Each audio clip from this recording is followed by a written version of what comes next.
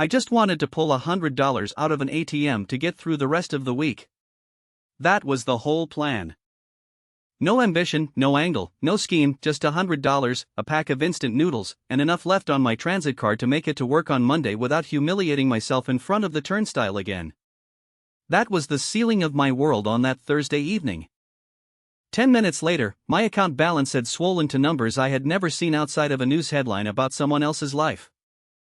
And by nightfall, I was already being hunted by the bank, by people in suits I had never met, and by at least one voice on the phone that didn't identify itself but knew my full name, my address, and the last 4 digits of my card. My name is Co Juno. I am 26 years old. And up until that Thursday, the most consequential financial decision I had ever made was choosing which brand of ramen to buy when I was down to my last $3. Let me tell you what my life looked like before the ATM. Not for sympathy, I've stopped wanting sympathy, it doesn't pay rent, but because the contrast matters. Because the people who later called me a thief, a fraudster, a parasite on the banking system, they never once asked what the system had done to me first. I worked at a mid-sized logistics company called Hansung Freight Solutions, a place whose name suggested something grander than what it actually was, a gray open-plan office in a gray building near a gray stretch of elevated highway, staffed by people who had either given up on having opinions or were in the process of doing so. My title was Operations Support Coordinator, which translated in practice to doing whatever my team lead, Park Dong-soo, didn't want to do himself. Park Dong-soo was 34, had an MBA from a university whose ranking had apparently been very impressive in 2009, and treated his authority over me the way a man with a small dog treats the leash, not because he needed control, but because the performance of it made him feel better about himself. He had a habit of calling me into his office at 4:50 on Fridays to give me additional tasks due Monday morning. He had another habit of taking credit for data work I had spent entire nights on and presenting it in team meetings without mentioning my name. I had learned not to correct him. Correcting him made things worse in ways that were hard to describe but easy to feel, the small exclusions, the slight reassignment of the better projects, the way his tone shifted from merely dismissive to something quieter and more deliberate. My apartment was a gazuan room about the size of a generous closet, in a building on a street that smelled faintly of mildew and fried fish regardless of the weather. My landlord, a man named Mr. One who communicated primarily through voice messages sent at odd hours, had raised my monthly rate twice in 8 months, citing market adjustments both times. I was 2 months behind. He had sent me 3 notices in the past 2 weeks, each one slightly more legal in its language than the last, the progression of a man slowly convincing himself he had the moral high ground. My total debt at that point was not catastrophic by the standards of people with real assets to lose, it was the kind of debt that is catastrophic specifically because you have nothing as a buffer. A credit card balance I had run up during a period when I was eating, 3 months of landlord arrears, a small personal loan I had taken from my older cousin Juno SSI when my phone broke in March, which I had paid back partially and then stopped mentioning because the discomfort of mentioning it was worse than the discomfort of owing it. My parents were in Daejeon. My mother called every Sunday. Every Sunday I told her I was fine and that things were picking up. She always said really, with the exact tone of a person who does not believe you but has decided that believing you is the kindest thing she can do. There was also Yoon Chae-erin.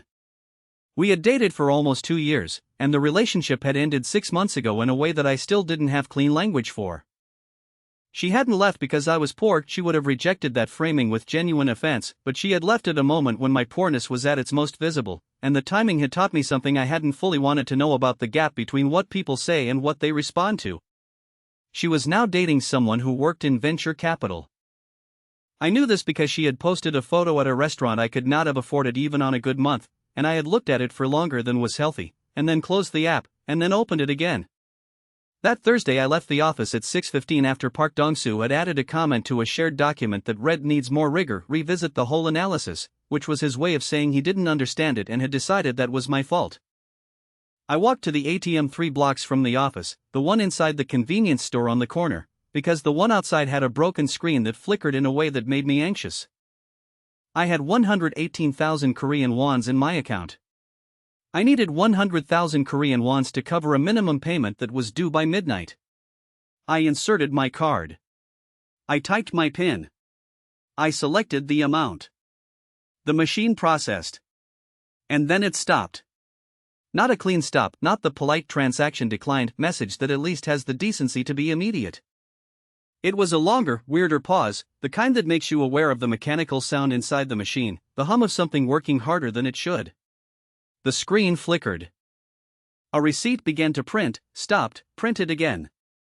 The machine dispensed nothing. I stood there for a moment, checking the app on my phone. The 100,000 Korean wons had been deducted.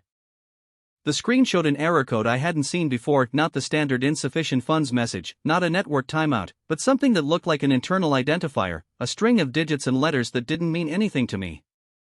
I took a photo of it on instinct, the way you photograph something confusing before it disappears. There was a couple behind me in line. The man exhaled through his nose, a sound calibrated precisely to communicate impatience without technically being rude. I stepped aside and stared at my phone. The app was slow to refresh. When it did, the balance showed 118,000 Korean wons again, as if the deduction had reversed. I refreshed again.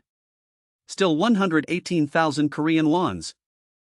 I assumed the transaction had simply failed, which happened, which was fine, which was humiliating in the small persistent way that everything about my financial life was humiliating, but fine. I queued again.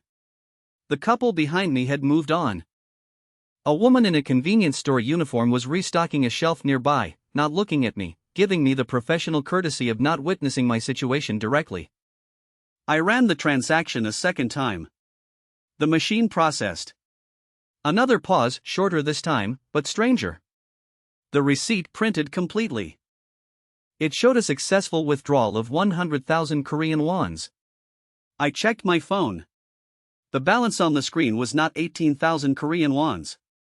It was 47,200,000 Korean wons. 47,200,000 won. I looked at the number the way you look at a word you've read so many times it stops looking like a real word. I exited the app and opened it again. The number was still there. I checked the transaction history. The 100,000 Korean wons withdrawal was logged. Below it, timestamp 2 minutes earlier, was an incoming transfer, no name attached, just an internal routing code for 47,300,000 Korean wons. 47,300,000 won. From nowhere. From a code. I stood in the convenience store holding my phone with both hands, and the woman restocking the shelf glanced at me once, and I must have looked strange enough that she looked again. I walked outside. I stood on the sidewalk. I opened my banking app 3 more times, each time expecting the number to correct itself, to revert to the bleak and familiar reality of 18,000 Korean wons. It didn't. I tried to think rationally. System errors happened. Banks made mistakes.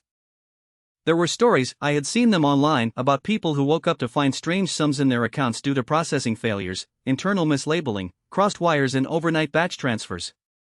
The correct and obvious thing to do was to call the bank, report the error, and let them sort it out. I knew this. I started composing the logic of the call in my head, the calm responsible citizen explaining the situation. And then I stopped. Because I also knew that 47 million Korean wons was roughly what I would earn in 3 years at my current salary before taxes. And because Park Dong-soo had just left a comment on my work that said needs more rigor without reading it. And because Mr. One had sent me a notice this morning with the phrase legal remedies in the 3rd paragraph. And because Yoon Chae-aron was at a restaurant I couldn't afford.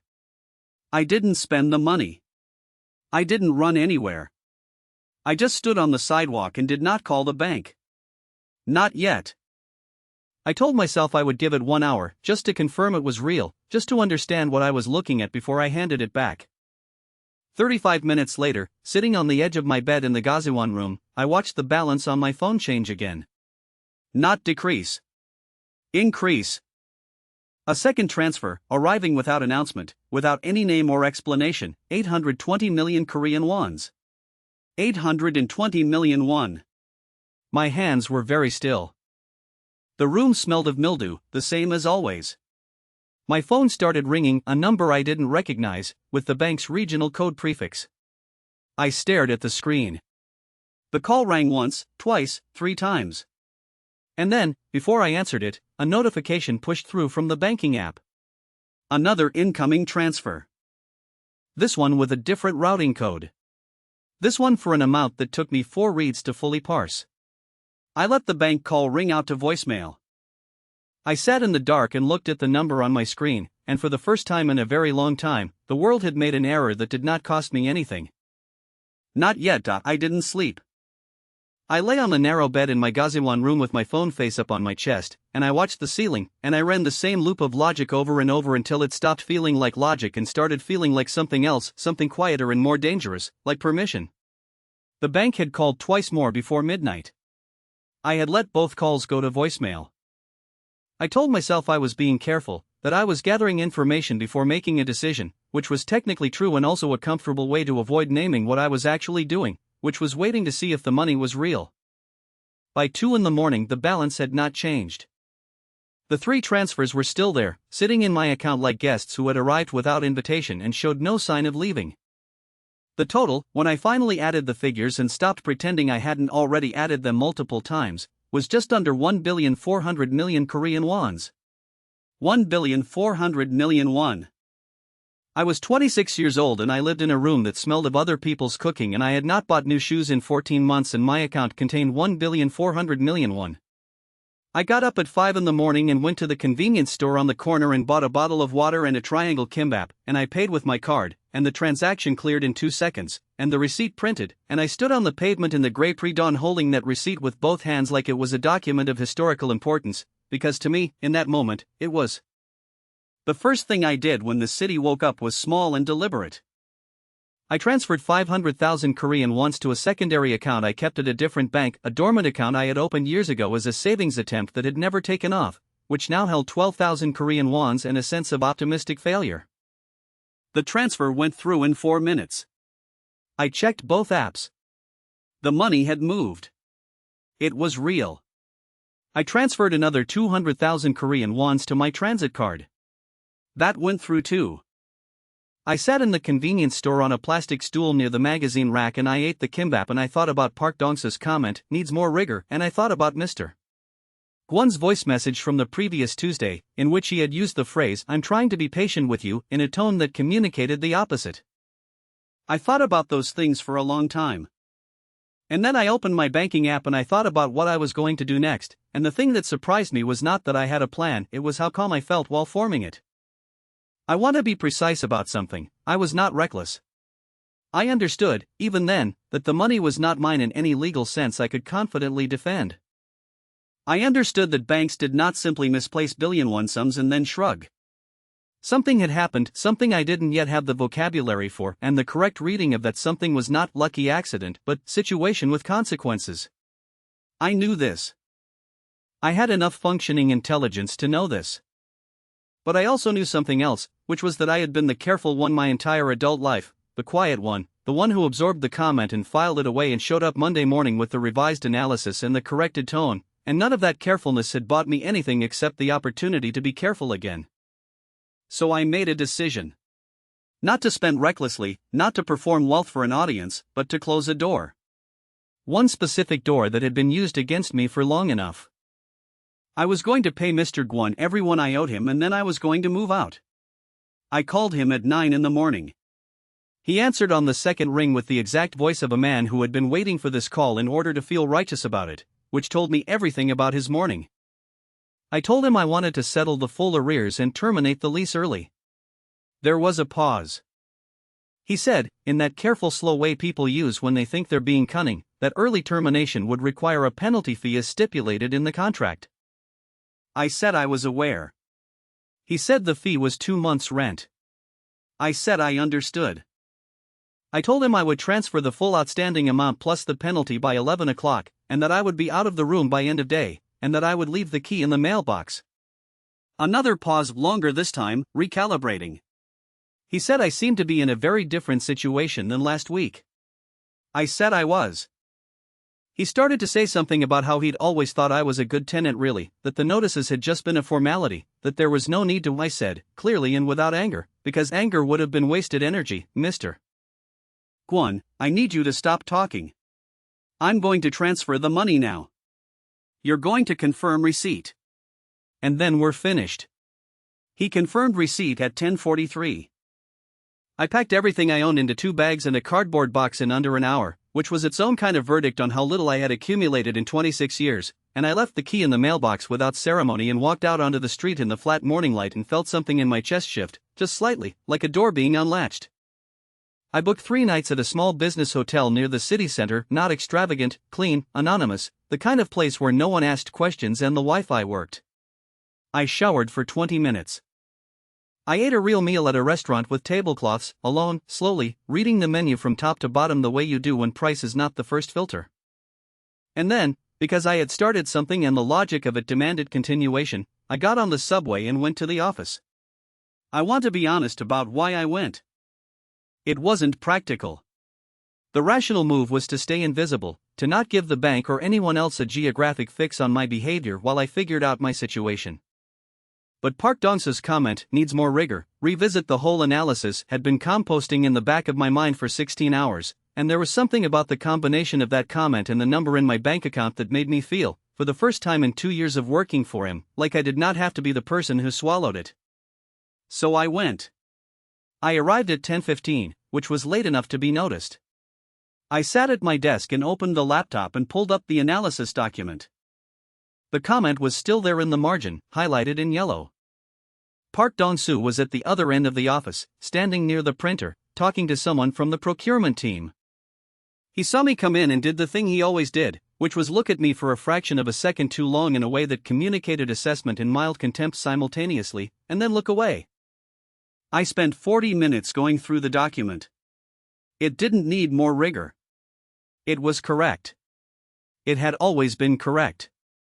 At 11:30 we had the weekly team briefing.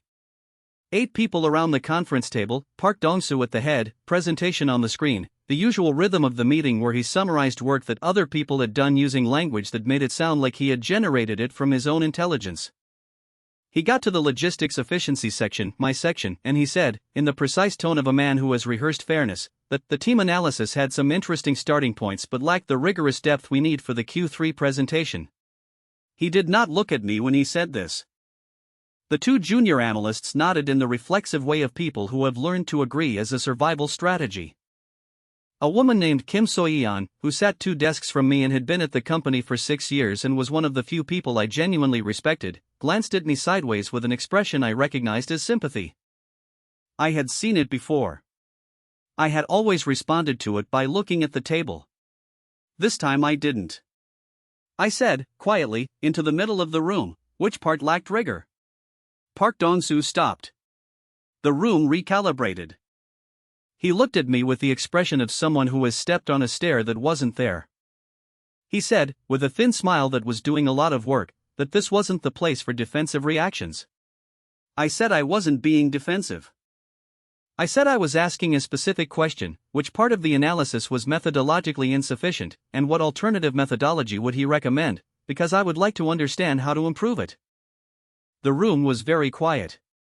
Park Dong-soo said we could discuss it after the meeting.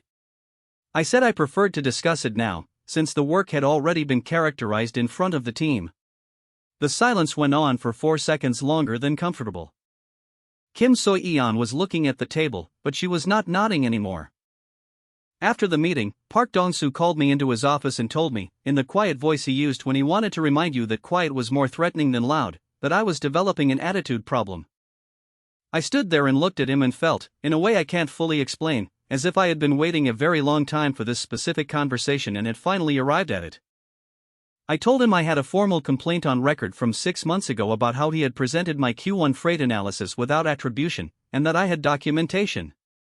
He said that was a mischaracterization. I said that HR had the email chain. I told him I intended to move off his team, formally, through an internal transfer request I was going to file that afternoon, and that I would be happy to list the documented reasons if the transfer was not processed in a timely way. He stared at me. I had the very specific experience of watching a person search for the lever they always use and find it missing. I said thank you for his time, and I left. It was on the subway back to the hotel that I got the message from a number I didn't recognize, sent via the app-to-app chat function my bank had recently added. The message was short and used no greeting: don't use the card again until you know what you're holding. The routing codes on those transfers aren't random. I work at the branch processing center. This is not a glitch. I stared at the message. I typed back, "Who is this?" 3 dots appeared. Then, someone who processed 3 of those transfers this morning and noticed something I'm not allowed to notice. Meet me if you want to understand what happened.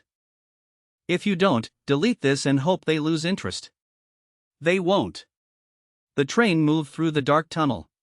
My phone screen was very bright in the dark carriage. I thought about Yoon Chae-arin, who had posted a photo at an expensive restaurant, and I thought about Mr. Kwon saying, "I'm trying to be patient with you," and I thought about Park Dong-seo's face when he looked for the lever and found it missing. Then I thought about the phrase "they won't." I typed back, "Tell me when and where." The 3 dots appeared again, and this time they stayed there longer than they should have, like whoever was on the other end was deciding something. Then an address. Then, "Come alone. Come careful. There are people in that bank who know your name already and they are not trying to help you." The official letter arrived the next morning, which told me the bank had been drafting it while they were still calling my phone and getting voicemail, which told me the 2 departments were not talking to each other, which told me something important about the internal geography of the situation I was standing in. It came as a registered email and a physical courier delivery simultaneously. The physical envelope arrived at my old Gaziwan address, which Mr. Kwon, with a sourness I found almost admirable, forwarded to my new hotel via photo on his messaging app along with no accompanying text, just the image, which was its own kind of communication. The letter was on Hanil Bank letterhead and it was written in that specific legal Korean that manages to sound both bureaucratic and threatening at the same time, the kind of language designed to make you feel that the weight of an institution is sitting on your chest. It said, in formal terms, that on the evening of Thursday the 14th, a critical system malfunction had caused erroneous fund transfers to several customer accounts, that the funds in question did not legally belong to the recipients, that Hanil Bank was formally requesting the full and immediate return of all erroneously credited amounts, and that failure to comply within 72 hours would necessitate further legal and regulatory action. The letter was signed by someone whose title was Deputy Head of Operations Risk. It was not signed by anyone from Customer Relations, or from the Disputes Resolution Department, or from any of the softer-sounding parts of the bank's internal structure. It was signed by someone in risk. I read it 3 times. Then I saved it as a PDF on my phone, emailed a copy to myself, and took a photo of the physical copy that Mr. Kwon had forwarded to me. Then I opened my banking app. My account was still accessible. The balance was still there. The card still worked. I confirmed this by buying a coffee downstairs in the hotel lobby, which cleared without incident. But when I tried to access the international transfer function, I got an error screen. When I tried to open a new linked account, I got another error. Certain services were blocked. Others were completely open. It was not the behavior of a system executing a clean lockdown. It was the behavior of a system where someone in one room was trying to close the door and someone in another room was quietly holding it open. I had agreed to meet the person from the bank, the one who had messaged me, at a coffee shop near Yeoljiro at 2 in the afternoon. I arrived 15 minutes early and sat with my back to the wall, which was a habit I had not had before that week and apparently had now. She was already there. She was 24 or 25, slight, with the specific look of someone who had learned to be invisible inside a large organization and had become good at it, not shy, exactly, but contained, as if she had calibrated precisely how much of herself to show in any given institutional setting. Her name was Han Ji-yeon. She worked in the batch processing verification unit of Hanil Bank's operations center, which meant she spent her days reconciling automated transfers, flagging anomalies, and generating internal exception reports that, as she explained to me in a flat and careful voice, essentially no one at the senior level read unless something had already gone wrong. She had been the one to process the exception flag on my account on Thursday night. She had flagged it, generated the report, and submitted it through the standard internal channel. By Friday morning, the flag had been reclassified. Not resolved, reclassified. The exception report had been moved from the active review queue to a category labeled monitoring deferred, which was a category she told me did not technically exist in the standard processing protocol. Someone had created it. Someone had moved my flag into it. Someone was watching my account without acting on it, and that someone had the internal permissions to reclassify an exception report, which meant they were not a junior employee.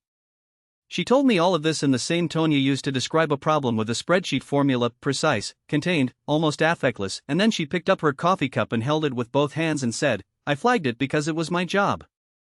I'm telling you because what I saw inside the routing codes doesn't match a system glitch. The transfers that hit your account were not random noise. They were structured." I asked her what she meant by structured.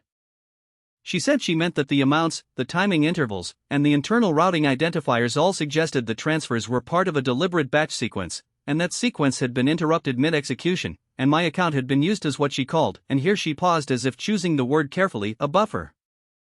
A temporary holding point. I stared at her. She said, someone was moving money and they needed a place for it to sit that wasn't traceable back to them. And then the sequence broke before they could pull it back out. I asked her why my account. She said she didn't know yet. She said she was still looking. She said, "But I need you to understand that the people who will contact you from the bank are not going to tell you any of this. They're going to tell you there was a glitch and you need to give the money back. And if you give it back without documentation, without a formal record of what actually happened, there is a version of this story where everything is neatly explained and you are the person who benefited from an error and initially refused to return the funds." I understood what she was telling me. She was telling me that the act of returning the money was not, by itself, protection. I thanked her. She stood up to leave and then stopped and said one more thing: "They have a meeting about your account scheduled for Monday afternoon. Customer relations and legal. I'm not in that meeting, but I know it's happening. Be ready." I spent the weekend preparing. I want to be honest about the fact that I did not have a lawyer, did not have professional financial advice, and had not previously displayed any extraordinary strategic intelligence in my life. What I had was 2 days, a hotel room with decent Wi-Fi, a thorough and somewhat obsessive ability to read documentation carefully, and the very specific kind of focused anger that comes from having been underestimated for a long time. I pulled every transaction record I could access from my banking app going back 6 months. I downloaded the exception report notification that had been sent to my email when the first transfer hit, a system-generated notice that included a partial routing identifier.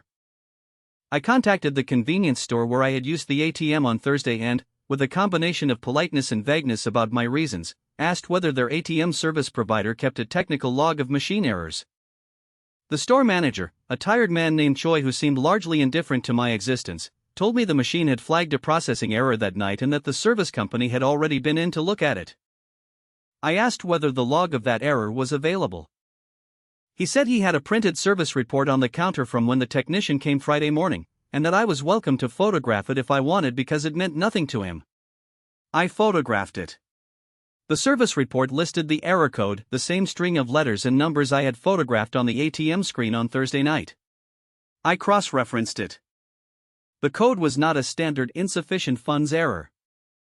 It was an internal batch synchronization failure code, the kind generated when a machine attempts to communicate with the core banking system and receives a malformed response from the server. The ATM had not simply malfunctioned. It had received a corrupted instruction and reported it. I printed everything at the hotel business center. I organized it by timestamp. And on Monday morning I put on the cleanest clothes I had with me, and I walked to the regional Hanil Bank office near Jangyo, and I told the front desk I was there for the 2 o'clock meeting, and I sat in the waiting area and I felt the specific calm of someone who has stopped being afraid of the room they are about to walk into. There were 2 of them. The first introduced himself as Lee Hyungwon, from Customer Relations and Dispute Resolution, and his entire physical presentation communicated someone who had spent a career delivering bad news in a pleasant tone and had made peace with this. He wore a gray suit and a sympathetic expression that was professionally maintained and emotionally vacant. The second introduced herself as Bae Soo-jin, from Legal and Compliance, and she was the more interesting figure in the room, late 30s, extremely still in the way of someone who has learned that stillness reads as authority, and she had a folder in front of her that she did not open immediately, which is a tactic. Lee Hyungwon led, as was presumably the plan. He told me, in a warm and procedural voice, that the bank fully understood this was a confusing and stressful situation, that system errors of this nature were rare but did occasionally occur, and that the bank's priority was to resolve the matter smoothly and without escalation. He told me the full amount would need to be returned. He told me the bank was prepared to offer a formal written acknowledgement that the funds were not the result of any action on my part, which he presented as a significant concession. He told me the return process was simple and that the bank's technical team was prepared to execute it remotely with my authorization. He was speaking to me the way you speak to someone who needs to be managed rather than engaged. I let him finish. Then I put my folder on the table and I opened it and I laid out, in a specific order that I had rehearsed in the hotel room that morning, the following items: the ATM service report with the batch synchronization error code, the timestamp of the first erroneous transfer cross-referenced against the machine error timestamp showing a 40-second interval, the system-generated exception notification from my own account, the printed transaction log showing the structured transfer intervals Han Jion had described to me, a printout of the letter I had received identifying the internal routing codes, and finally, a one-page document I had written myself listing 7 specific questions. I slid the questions across the table toward Bae Soo-jin, because she was the lawyer and the questions were legal questions. The first was, under which specific provision of the Electronic Financial Transactions Act was I obligated to return funds that had been transferred to my account through a process I had not initiated and did not control? The second was, whether the bank had filed the mandatory internal incident report with the Financial Services Commission as required by regulation within 24 hours of identifying the system malfunction. The third was, what the internal routing codes on the transfers corresponded to, specifically, in terms of the originating account or transaction batch. The fourth was whether the exception flag on my account had been processed according to standard protocol, and if not, why it had been reclassified into a non-standard review category. Bae Soo-jin opened her folder. She looked at the papers I had laid on the table. She looked at the question document. She looked at Lee Hyung-won. He was still wearing the sympathetic expression, but something behind it had changed. The expression was still there, but the scaffolding behind it was visibly recalculating. She said, measured and careful, Mr. Seo, where did you obtain information about internal routing classifications? I said I had obtained it from the documentation available to me as an account holder through the bank's own notification systems. She wrote something down. She said the bank was not in a position to discuss internal processing protocols in this forum. I said I understood, and that I would be happy to raise the question formally with the Financial Services Commission if the bank preferred that venue. The room was very quiet. Lee Hyung-won's sympathetic expression had by this point become almost completely structural, like a mask that was still fitted but no longer animated. He said the bank would need to consult internally before responding to the specific questions I had raised. I said I understood that too. I gathered my papers. I said I was happy to continue the conversation once the bank had prepared answers, and that I would hold off on any transfer authorization until that conversation had taken place. Bae Soo-jin said, with a flatness that was its own kind of information, Mr. Seo, I want to be direct with you. Delaying return of the funds will not improve your legal position. I looked at her. I said, I want to be direct with you too. Returning the funds before I understand why they arrived will not improve mine. I left the building at 2:47. I walked 3 blocks, turned into a side street, and stopped.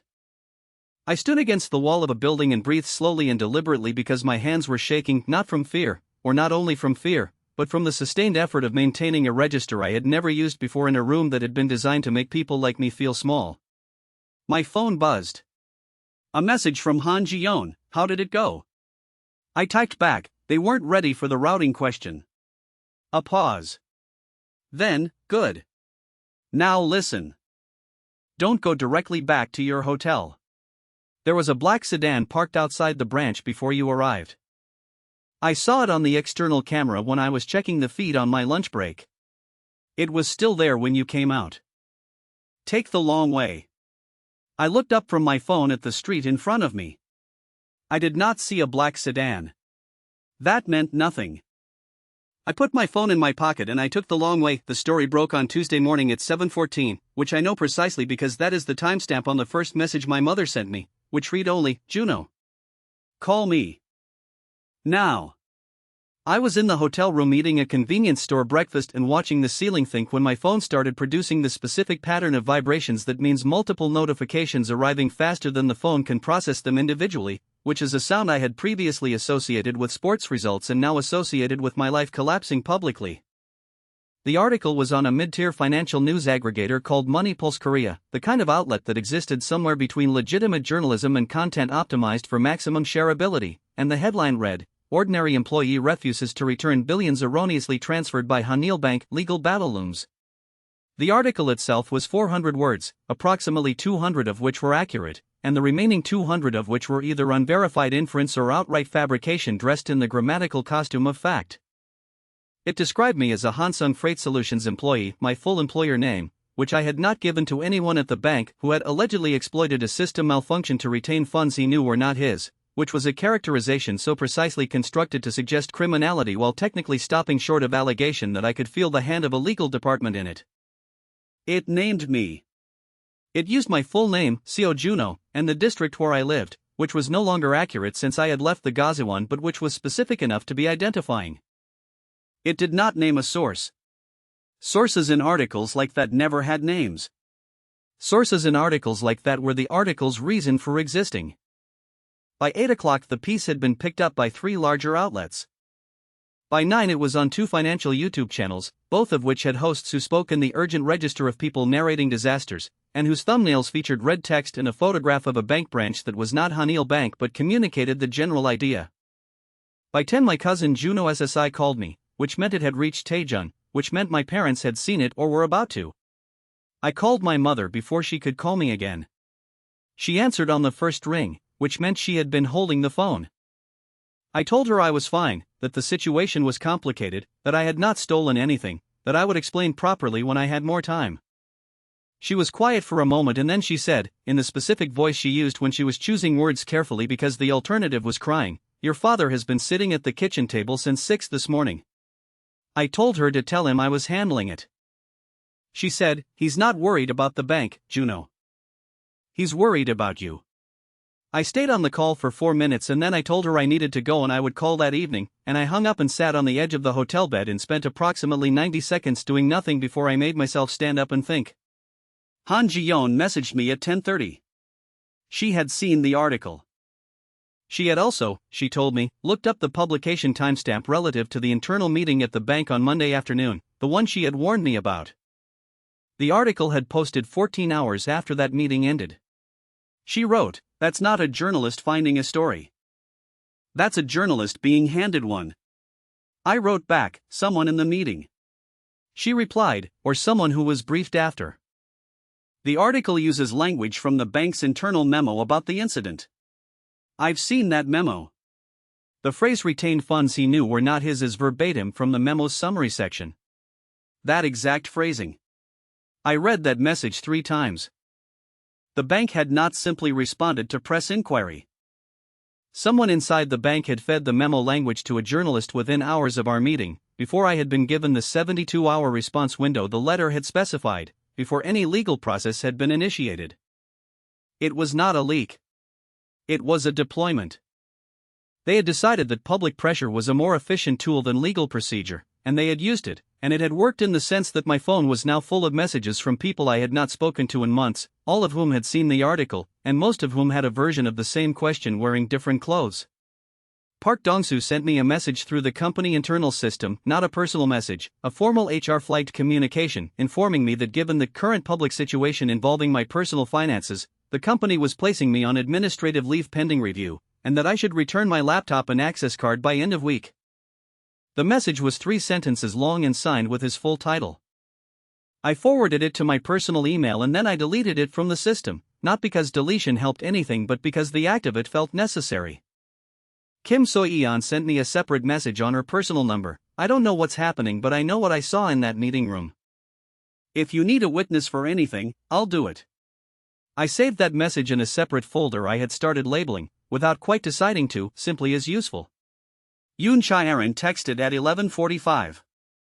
The message was brief and its tone was carefully calibrated to sound concerned while communicating something else. "I saw the news. Are you okay? This all seems really serious. Do you want to talk?" I had not spoken to her since March. The timing of her concern was the message. I did not reply. I moved hotels that afternoon. Not because I had evidence of being found but because the first hotel had been booked under my name and the article had included my general location and I was, at that point, operating on the principle that caution was cheaper than consequences. I chose a smaller place in a different district, paid in advance, gave my name at check-in with the specific flatness of someone who had decided that visible nervousness was its own kind of risk. I called my mother that evening as promised. My father got on the phone. He did not say much. He asked me twice if I was eating properly. I said yes. He said good and handed the phone back to my mother. My father had worked at a printing company for 22 years. He understood, without needing to discuss it, the specific mechanics of institutions deciding that one person was a convenient explanation for a larger problem, because it had happened to a colleague of his once, and the colleague had not recovered from it. I think my father understood my situation better than most of the journalists writing about it. I did not tell him that because it would not have helped anything except make both of us feel the specific weight of it more precisely. The physical confrontation happened Wednesday evening, which in retrospect was predictable given the timeline but which felt, in the moment, like a sudden and violent shift in the register of everything that was happening.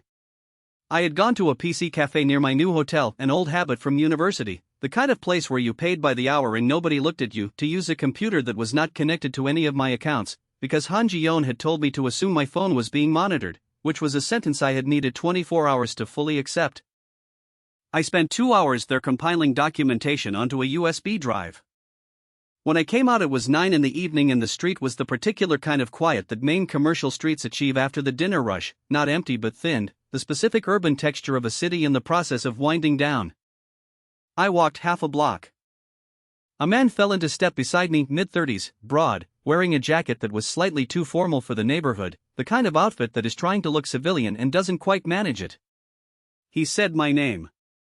Not as a question. As a statement, the way you use a name when you want someone to understand that you already know who they are.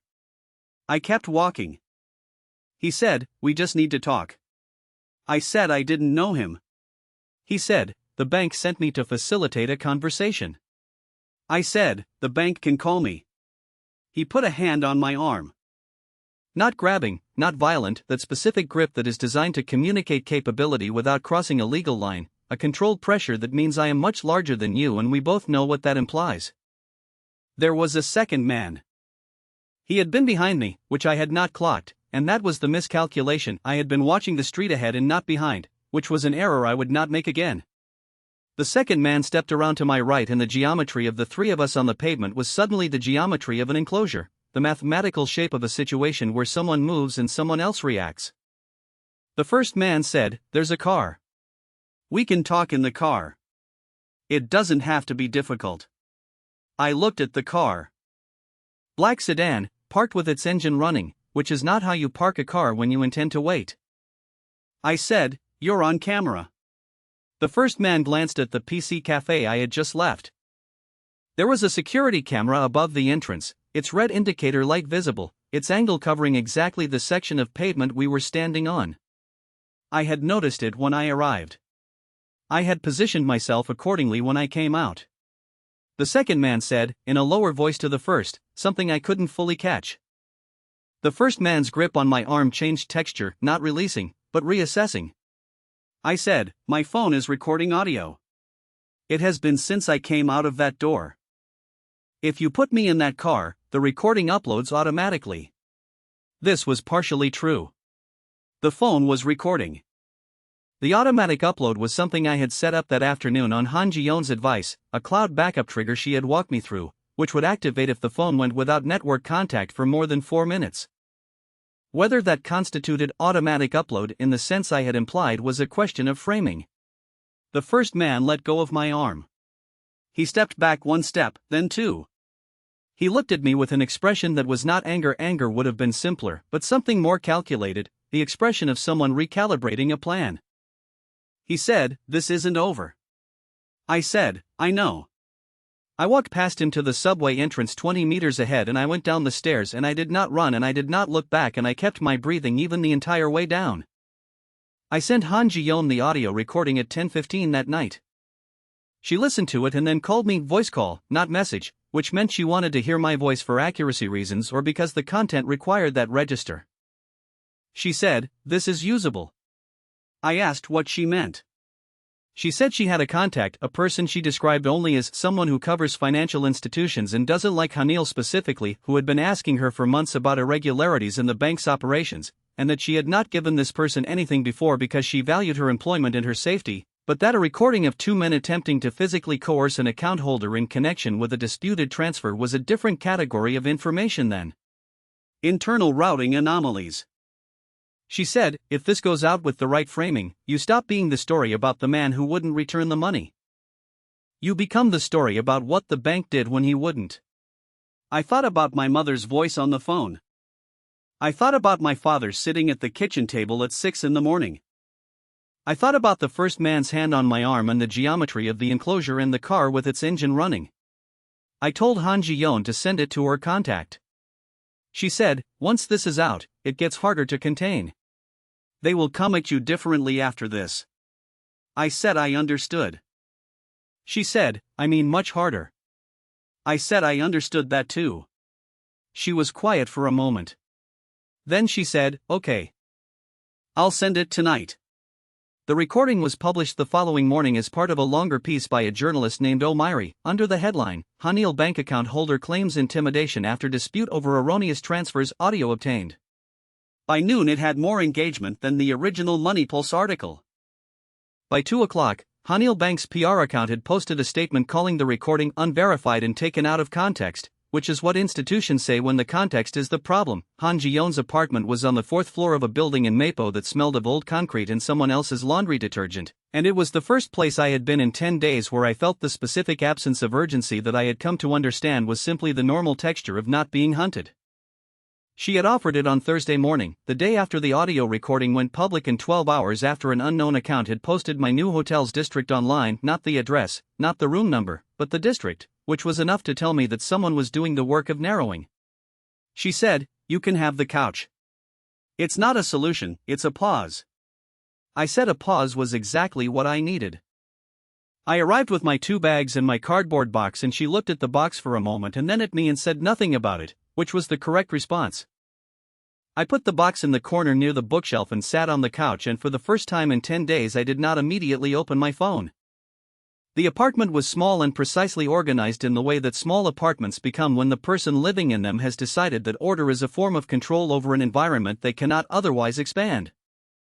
Books arranged by size on 2 shelves, not by subject, not alphabetically, just by the physical dimensions of the spines, which told me something about how she processed things. A small desk near the window with a second monitor plugged into a laptop, a notepad with handwriting so small it was nearly illegible at normal distance, a half-drunk cup of tea sitting on a coaster that had a small crack in it that had been repaired with clear tape. The kitchen was clean.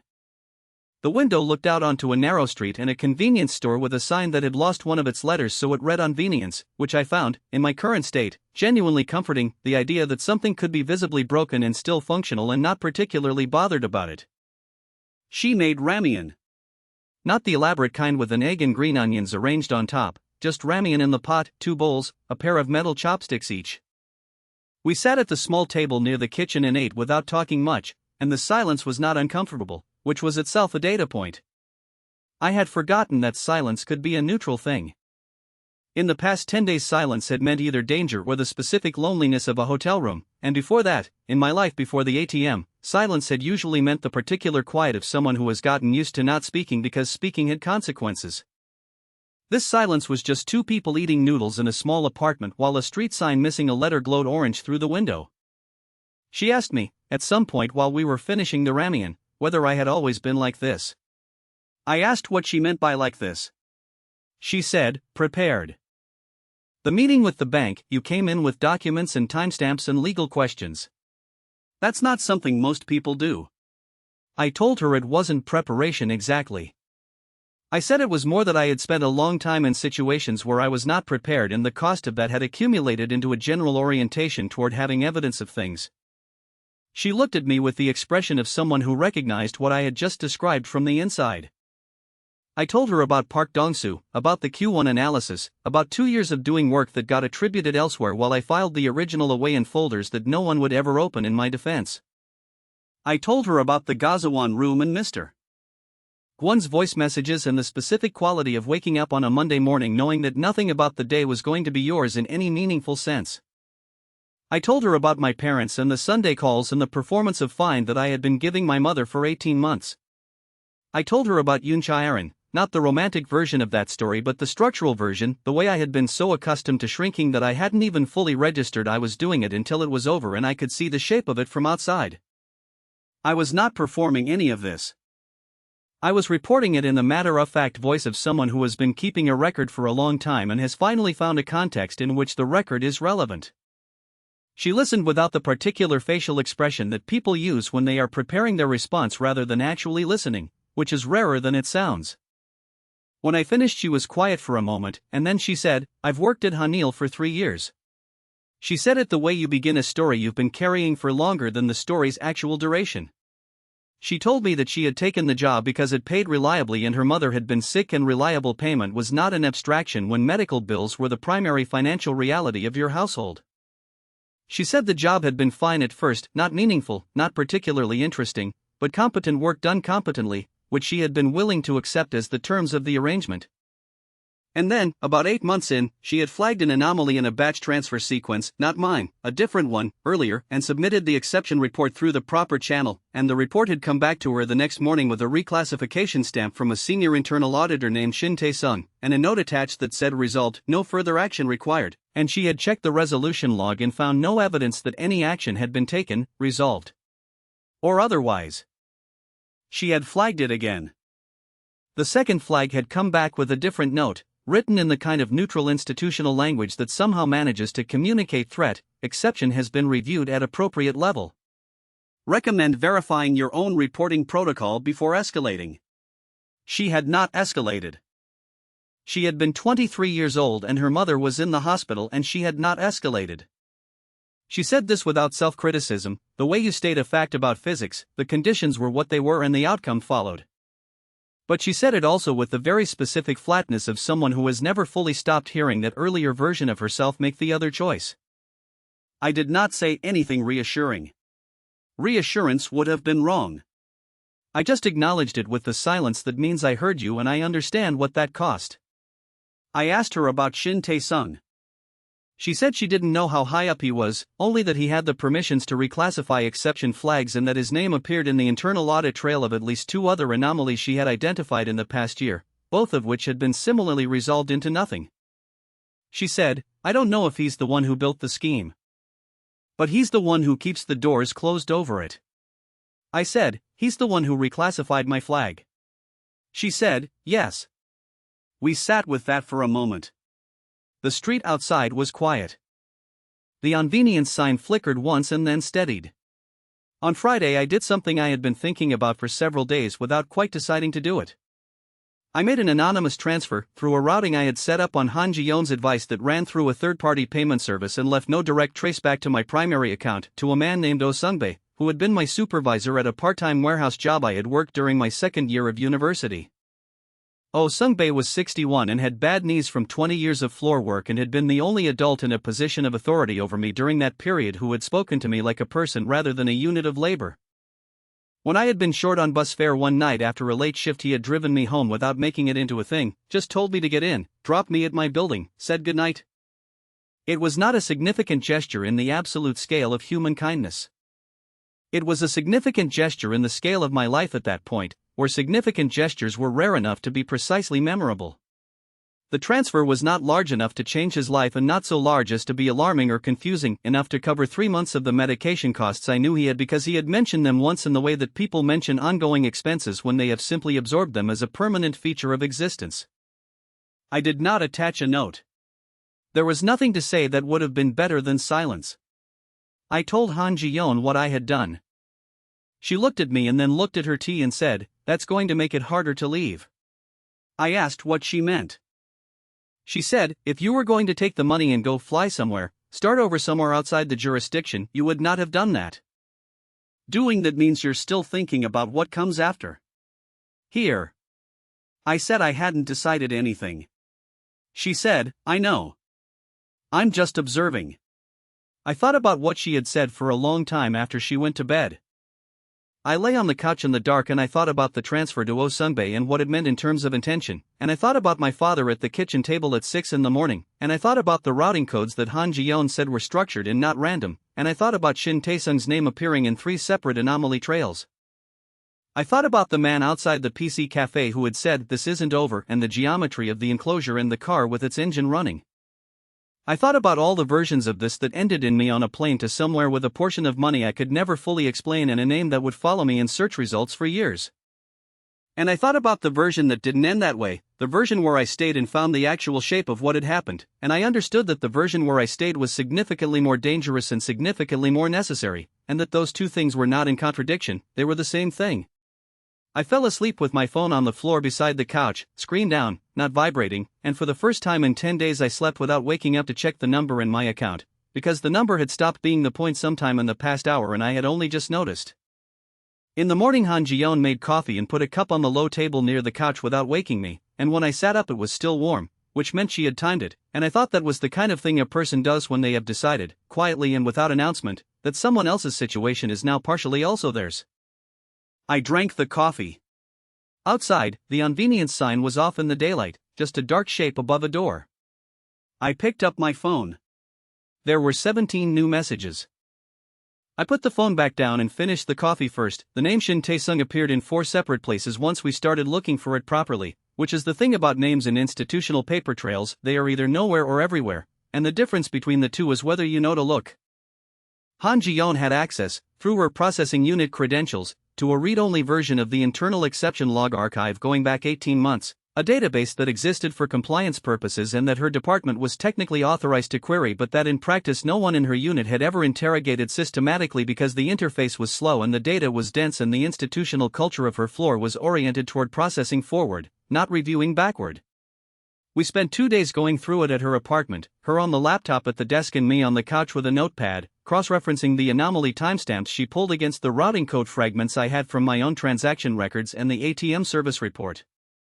The pattern that emerged was not dramatic in its appearance, it did not announce itself, it accumulated, the way a structural problem in a building accumulates long before the wall shows a crack. What we found, across 14 months of exception logs, were 37 instances of batch transfer anomalies that had been flagged by automated systems and then reclassified before human review. 37 flags, across different account types, different branch codes, different transaction categories. All reclassified within 4 hours of generation. All carrying the same internal auditor stamp, ST7741, which was Shin Tae-sung's authorization identifier. 37 times, over 14 months, an automated flag had gone up and Shin Tae-sung had put it down before it reached anyone who might ask a question about it. The amounts involved, when Han Ji-yeon pulled the partial transfer data attached to each reclassified flag, were not individually enormous, they ranged from 40 million to 200 million won per instance, but the aggregate, when I added the figures on the notepad, was enough to make me put the pen down and look at the ceiling for a moment. It was not a glitch. It was an operation.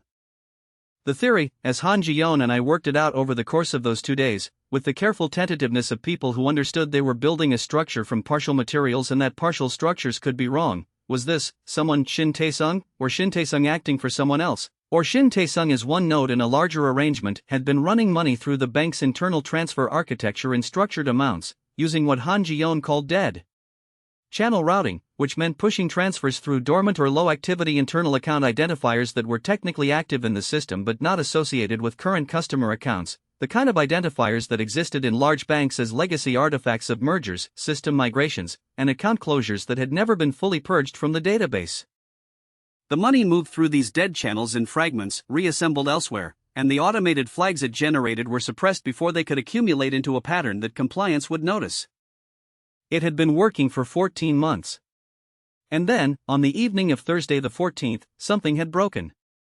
Han Ji-yeon's best hypothesis, based on the error code in the ATM service report and the timing of the batch synchronization failure, was that a scheduled internal transfer, one of the fragments moving through the dead channel network, had collided with a routine maintenance window that someone had failed to account for, and the collision had caused the batch sequence to misfire, and the misfired sequence had needed somewhere to land, and the nearest available active account in the processing queue at that exact moment had been mine, because I had attempted a transaction 30 seconds before the collision and my account identifier was sitting in the bank's processing buffer, warm and accessible, like an open door at the end of a corridor. I had not been chosen. I had been convenient. I was the unlocked room the money had fallen into because it had nowhere else to go in the 4-second window before the system would have flagged the transfer as unroutable. The money was not mine. But it was also not theirs in any way they could explain without explaining everything else, and explaining everything else was the one thing they could not do. So the only available move, once I had the money and was not immediately returning it, was to make me into the story instead of the scheme. I was the face they needed. The convenient accident had become the convenient scapegoat. Han Ji-yeon laid this out with the same precise effortlessness she brought to everything, and when she finished she looked at me and said, "The worst part is how ordinary it is. This kind of thing probably runs in 6 other banks right now in ways nobody has connected yet." I said, "I'm not interested in the other banks. I'm interested in the name above Shin Tae-sung." She said, "So am I." The person who led us to that name was a man named Kwon Dae-shik, and finding him took 4 days of careful lateral movement through a network of contacts that Han Ji-yeon maintained with the quiet tenacity of someone who had spent years collecting the kind of information that might one day be necessary. Kwon Dae-shik had worked at Hanil Bank's core infrastructure division for 11 years as a senior systems architect, which meant he had been one of the people who actually built and maintained the transfer routing architecture that Shin Tae-sung's operation depended on. He had been dismissed 8 months ago. The official reason, as listed in the HR record Han Ji-yeon was able to access through her credentials, was performance and conduct issues following internal review, which was the language used when the actual reason was something the bank did not want documented precisely. Han Ji-yeon had heard his name once in a conversation she was not supposed to be part of, between 2 senior operations managers in a break room, in the context of a sentence that had ended with, "And that's why he's not here anymore," spoken in the tone people use when they mean, "And that's why the problem is managed." We found him through a former colleague of his who still worked in the infrastructure division and who owed Han Ji-yeon a favor she had been holding carefully since a difficult period in his personal life 14 months ago, when she had covered 2 of his processing shifts without recording it in the log. The colleague gave us Kwon Dae-shik's current contact information with the specific reluctance of someone doing the right thing and not feeling good about it. Kwon Dae-shik agreed to meet after Han Ji-yeon called him directly and said, with a precision that I found remarkable, "I know why you were really let go and I know what you saw before they let you go, and the person who benefits from that information being buried is not you." We met him in a Pojangmaka near Hongdae on a Tuesday evening, the kind of place where the tables are plastic and the lighting is the orange of a fire scene from a safe distance and conversations are private by default because everyone is having one. He was 43, heavy-set, with the look of someone who had been sleeping badly for 8 months and had stopped expecting it to improve. He ordered soju and did not immediately speak, which I read as a man organizing the cost of what he was about to do. Then he said, "The dead channel routing you're describing, I know it exists because I flagged it to my supervisor in February of last year. The channels were being kept artificially active. Someone was updating their status codes manually to prevent them from being purged in the quarterly database cleanup. It's a manual override process that requires level 4 system access. There are 11 people in the bank with level 4 access." He paused. He poured a shot and looked at it. I documented it. I submitted a technical anomaly report to the head of infrastructure, a man named Young Chan-woo.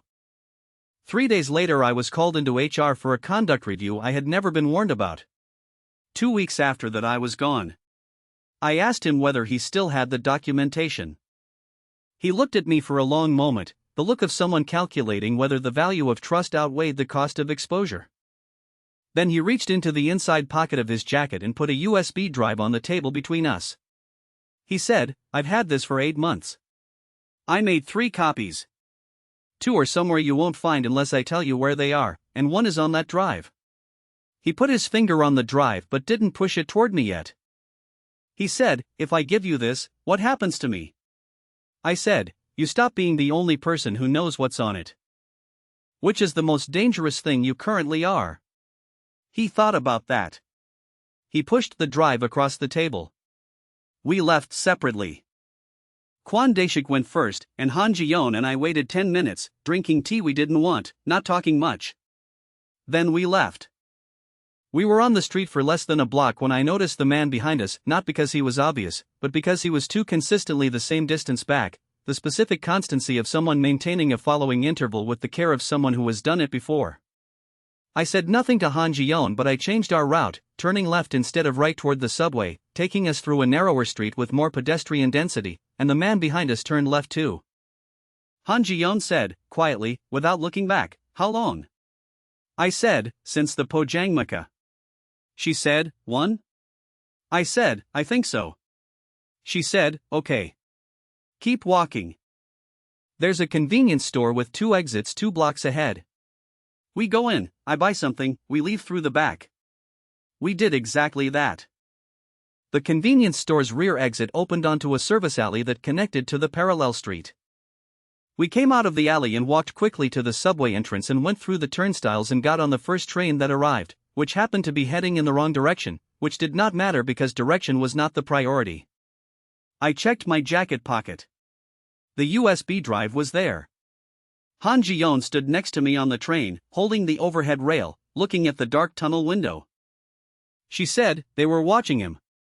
Which means they know he talked to someone. They might not know it was us yet. I said, they will. She said, how long do we have? I thought about the man in the pojangmaka and how long he had been there before we arrived. I said, maybe 24 hours before they connect him to us through his phone records. Less if they already have a flag on his contacts. She said, then we need to move faster than we planned. The second meeting with the bank's legal team happened 2 days later, and I requested it, which reversed the entire dynamic of the previous encounter in a way that I could see in Bae Sujin's face the moment she walked into the conference room and found me already seated. I had brought Han Ji-yeon, not identifying her by name or employer, simply introducing her as an associate, and I had brought a folder that was considerably thicker than the last one. I let Bae Sujin sit down and arrange her papers, and then I said, without preamble, I'm not here to negotiate a return timeline. I'm here to tell you what I know, so that whoever you report to after this meeting understands the full scope of what is currently documented and in whose possession. I laid out the routing analysis, the 37 flagged anomalies, the SC7741 authorization stamp, the dead channel architecture, and the name Young Chan-woo, which I delivered last and watched Bae Sujin's stillness become a different, more deliberate kind of stillness when she heard it. I told her that the technical documentation supporting all of this was currently in the possession of multiple parties, and that any attempt to suppress, intimidate, or legally obstruct me would result in that documentation reaching the Financial Services Commission, 3 named journalists, and a regulatory attorney I had consulted earlier that week, which was true. I had consulted one by phone, for 40 minutes, on the advice of Kim Soy-eon, who had passed me the number through an intermediary. Because she was still, technically, a Hansung employee and needed the distance. Bae Sujin did not open her folder. She looked at me with the expression of a person who had arrived expecting to manage a situation and had discovered the situation had already been managed in a different direction. She said, after a silence that was longer than the professional one she had deployed in the previous meeting, "What is it that you want, Mr. CO?" I said, "I want the name above Shin Tae-sung. And I want it before the FSC gets this package, because after that, whatever you might have offered as resolution becomes irrelevant." She said, "That's not something I can give you in this room." I said, "I know. That's why I'm giving you 48 hours. I stood up. Han Ji-yeon stood up beside me. I said, "I came in with 100,000 won and a broken ATM receipt. You've spent 2 weeks trying to make me the story. I'm done being the story." I picked up my folder and we walked out, and neither of us spoke in the elevator or in the lobby or on the street outside, and then Han Ji-yeon said, in a voice that was very controlled, "Young Chan-woo is head of infrastructure. He's not the top." I said, "I know." She said, "Someone gave him level 4 access and looked the other way for 14 months. I said, "I know that too." We walked. The city moved around us, indifferent and enormous and full of money, moving through architectures that most people never thought about, and somewhere inside one of those architectures was the name we didn't have yet, and I had just told the people who knew it that we were 48 hours from not needing them to tell us. The 48 hours I had given Bae Sujin passed without a response from the bank's legal team, which was itself a response. It meant someone above her had decided that silence was the better tactical position, that waiting to see what I actually did was preferable to negotiating with someone who had just demonstrated they knew more than expected. I interpreted the silence correctly, which is to say I did not interpret it as inaction. I interpreted it as preparation. So I moved first. On the morning of the third day I sent the documentation package to Omiri, the journalist who had published the audio recording, along with a detailed written summary that Han Ji-yeon and I had spent 2 nights drafting and redrafting until every sentence was precise enough to be unambiguous and defensible. I also sent a parallel package to the Financial Services Commission's whistleblower intake portal, using the formal submission process, with Kwon Dae-shik's technical report as the primary exhibit and the exception log analysis as the supporting structure. I sent both simultaneously, at 9:14 in the morning, and then I put my phone face down on Han Ji-yeon's kitchen table and drank my coffee and waited for the world to rearrange itself around the information I had just released into it. Oh Myri published at 2 in the afternoon. The piece was long, carefully sourced, and structurally devastating in the specific way that good financial journalism is devastating, not through drama but through accumulation, the patient laying out of one documented fact after another until the picture they compose is impossible to look at and then look away from. The headline read, "Internal documents suggest Hanyul Bank's system error masked 14-month unauthorized transfer operation. Account holder at center of controversy was unwitting buffer." The article named Shin Tae-sung by title and authorization code. It named Young Chan-woo as the infrastructure head who had received and apparently suppressed Kwon Dae-shik's anomaly report. It did not, because Myri was careful and because we did not yet have the evidence, name the person above Young Chan-woo, but it noted, precisely, that Level 4 infrastructure access had been granted to Young Chan-woo 18 months ago by a member of the bank's executive committee, and that the identity of that executive committee member was among the questions the FSC had been asked to investigate. The article included a photograph of my original ATM receipt, the error code visible, and a timeline graphic that mapped the 37 suppressed exception flags against Shin Tae-sung's authorization stamps. By 4 o'clock, the article had been shared across every major financial news aggregator in the country. By 6, it was the lead item on 2 evening news broadcasts. By 8, Hanyul Bank's stock had dropped 4% in after-hours trading, which was not a large drop in absolute terms but was the kind of drop that makes board members cancel dinner plans. Shin Tae-sung resigned the following morning. The bank's press release described it as a voluntary departure to pursue other opportunities, which is the language of institutional face-saving, the grammar of an organization trying to contain a story by amputating a visible part of itself before the story amputated something larger. The resignation was not an admission. It was a gesture. But it was also a public event, a name now permanently attached to a departure that everyone reading financial news understood as something other than career advancement, and that permanence was real regardless of what the press release said. 2 days after Shin Tae-sung's resignation, Young Chan-woo was placed on administrative leave pending internal review, which is the stage before resignation in the choreography of institutional accountability, and which the media correctly read as the second domino. Oh Myri wrote a follow-up piece. Then a third piece. The narrative had shifted in the way that narratives shift when the documented facts change their direction, not gradually, not through argument, but suddenly and completely, the way an optical illusion flips and you can never quite see the first version again. The headlines now read Whistleblower, Victim of Institutional Cover-Up, Bank Scapegoat.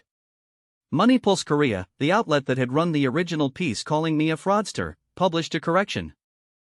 The correction was 4 sentences long and buried in their corrections column, which told me something about the limits of institutional contrition, but it existed, and existing was better than not existing. My phone became a different instrument during this period. Before, it had been a source of threat, unknown numbers, institutional pressure, the anxiety of notifications arriving faster than I could process them. Now it was a source of a different and more complicated noise. Interview requests from 6 media outlets. A message from a legal advocacy organization specializing in financial consumer rights, asking whether I would be interested in becoming a named plaintiff in a class action they were considering. A message from a university professor who studied banking regulation and wanted to use my case in a paper he was writing. These were manageable. What was less manageable was the social restoration, the people who had been watching from a careful distance and now, with the wind changed, were finding their way back toward me with the specific warmth of those who had never really left, if you thought about it correctly, which I did not. My cousin Juno SSI called and said he had always known something was wrong with how the bank handled it. A former classmate who had not spoken to me in 2 years sent a message saying he had been following the situation closely and was really glad things were turning around. I replied to none of these with the enthusiasm they were implicitly requesting, because enthusiasm would have required me to pretend that their absence during the difficult weeks had not been a data point I had recorded and filed. Yoon Chae-aron called on a Thursday evening, 10 days after Myri's first piece. I picked up because I had decided to pick up, not from residual feeling but because I had decided that the conversation was one I could now have from a position that didn't require me to manage the geometry of it. She said my name. She said she had been thinking about me. She said that what the bank had done was appalling and that she hoped I knew she had never believed the original articles, not for a second, which was a sentence that reorganized the history of her text message from 3 weeks ago. This all seems really serious. Do you want to talk into something it had not been? She said she knew things had been complicated between us, and that she thought maybe enough time had passed that they could be less complicated, and that she had missed certain things. Her voice was warm in the precise way that a voice is warm when warmth is being deployed rather than felt, and I had spent enough time now listening to the difference to recognize it clearly. I said, Sharon, the last time you texted me, the bank was calling me a criminal and my employer had put me on leave and I was staying in a hotel under a name that wasn't mine. You didn't miss me then. You're calling now because the story changed. There was a silence. She said, that's not fair. I said, no, probably not. But it's accurate. Take care of yourself. I ended the call and put the phone on the table and felt, not triumph exactly, but the specific lightness of a weight you hadn't noticed you were still carrying until the moment you set it down.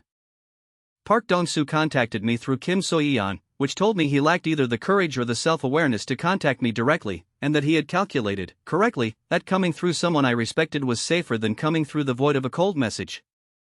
Kim So-yeon forwarded me his request with a single line of her own, up to you. I told him I wasn't his messenger but I'm telling you anyway. His request was for a phone call, framed in the language of professional courtesy, which was the language he had always used to dress up the actual content of what he wanted. I called him. He answered immediately, which meant he had been waiting. He said he wanted to clear the air about several things, which is what people say when they mean they want to be absolved of several things. He said the administrative leave decision had been HR's, not his, and that he had actually advocated for a less extreme response, which was almost certainly untrue but was the kind of untruth that is difficult to disprove and therefore tends to get deployed. He said he felt there had been some miscommunication about how credit for certain projects had been handled and he wanted to acknowledge that. I said, Park Dong-soo. I have a folder with the original file creation timestamps of every analysis document I produced in 2 years at that company. The metadata shows authorship. The email chains show when I submitted the work and when you presented it. Kim So-yeon has been in those meetings and has a good memory. If I file the formal complaint I drafted 6 weeks ago, those records become part of a documented HR process. I haven't filed it yet. A long silence. I said, what I want is not complicated. I want a written statement, sent to the full team distribution list, that correctly attributes the Q1 and Q3 freight analyses to me by name. Not a correction buried somewhere. A statement. To the team. Another silence. He said, I can do that. His voice had the quality of a man standing in a room that had just become significantly smaller. I said, good. I ended the call. The statement arrived the next morning. It was 2 sentences long and written in the passive voice, as if the misattribution had occurred through atmospheric conditions rather than deliberate choice, but it named me and it named the work and it went to the full distribution list, and Kim So-yeon sent me a message that contained only, saw it. Good. I saved that message in the folder I had been keeping. Han Ji-yeon and I talked, on a quiet Sunday afternoon 3 weeks after Omiri's first article, about what came next. The practical version of what came next was this: the FSC investigation was open, Shin Tae-sung and Young Chan-woo were gone, the bank had issued a public statement acknowledging the system irregularities and expressing commitment to the ongoing investigation, and a regulatory attorney I had retained, properly retained, with a retainer drawn from a portion of the disputed funds that had been transferred to a separate escrow account following a preliminary FSC order, had told me that the most likely resolution involved a formal financial settlement, a cleared record, and the possibility of a compensation claim for demonstrable harm including lost employment. Han Ji-yeon had been placed on paid administrative leave by the bank, which everyone including her understood to be preliminary to a termination that would be dressed in neutral language, and she was consulting with a labor attorney of her own. We were sitting at her kitchen table, the convenience sign dark in the afternoon light outside the window, and I was thinking about what a reasonable ending looked like, not a perfect ending, not a cinematic one, just a reasonable one where the institutional damage had been documented and acknowledged and I could begin something that resembled a forward-facing life. I told her I was thinking about it. She said she was too. She said, if the FSC finds what the documentation says they should find, Shin Tae-sung faces criminal exposure and the bank faces regulatory sanction. That's the reasonable outcome. I said, and the person above Young Chan-woo. She said, yes. If the investigation gets there. I said, do you think it gets there? She was quiet for long enough that I had my answer before she spoke. She said, investigations in institutions this large tend to find the level of wrongdoing that is most digestible. Shin Tae-sung is very digestible. Young Chan-woo is digestible with some effort. The person who authorized level 4 access and directed the operation for 14 months, she stopped. She picked up her coffee. She said, I think the investigation gets to the level the bank can survive. I was thinking about that conversation 2 days later when Kwon Dae-shik stopped answering his phone. I called 3 times over the course of Tuesday. No response. Han Ji-yeon tried his former colleague who had connected us. The colleague said he hadn't heard from Kwon Dae-shik since the weekend and that wasn't unusual, that he was a private person, but his voice had the texture of someone saying something true that was not the whole truth. On Wednesday morning O'Miri sent me a message, I can't reach your infrastructure source. Was he a flight risk? I said I didn't think so. She said, his apartment has been cleared. Neighbor noticed. Can you confirm he had access to physical copies of his documentation beyond the drive he gave you? I confirmed it. He had said there were 2 other copies, locations he hadn't disclosed. I did not know where they were. Han Ji-yeon pulled the exception log archive that afternoon through her credentials and found something that stopped her mid-sentence. The archive was there. The logs were there. But the entries corresponding to the 37 suppressed flags, the specific entries we had used to build the pattern analysis, the entries with Shin Tae-sung's ST7741 stamp, had been modified. Not deleted. Modified. The timestamps were the same, the entry headers were the same, but the authorization stamp fields now showed a different identifier, a generic system process code that corresponded to automated cleanup functions rather than manual human override. Someone with deep database access had gone into the archive and altered the authorization stamps on 37 entries, replacing the evidence of human suppression with the appearance of automated routine. The documentation we had submitted to the FSC had been submitted as screenshots and PDF exports, which could not be retroactively modified, but the live database that any forensic auditor would consult as the primary source now told a different story. Han Ji-yeon looked at the screen for a long time. She said, this was done in the past 72 hours. Whoever did this has access levels that don't exist in the organizational chart I've ever seen. I said, what does that mean? She said, it means the person above Young Chan-woo is not managing this from a distance. They're still inside the system. The new charge arrived the following morning. Not through Bae Soo-jin. Not through the bank's official correspondence channel. Through the FSC Investigation Office directly, a formal notification that the scope of the investigation had been expanded to include possible conspiracy to commit financial fraud, and that Seo Juno was now listed as a person of interest in connection with allegations that the erroneous transfers had not been the result of a random system collision but had been facilitated by a deliberate triggering action at the ATM that suggested foreknowledge of the transfer sequence.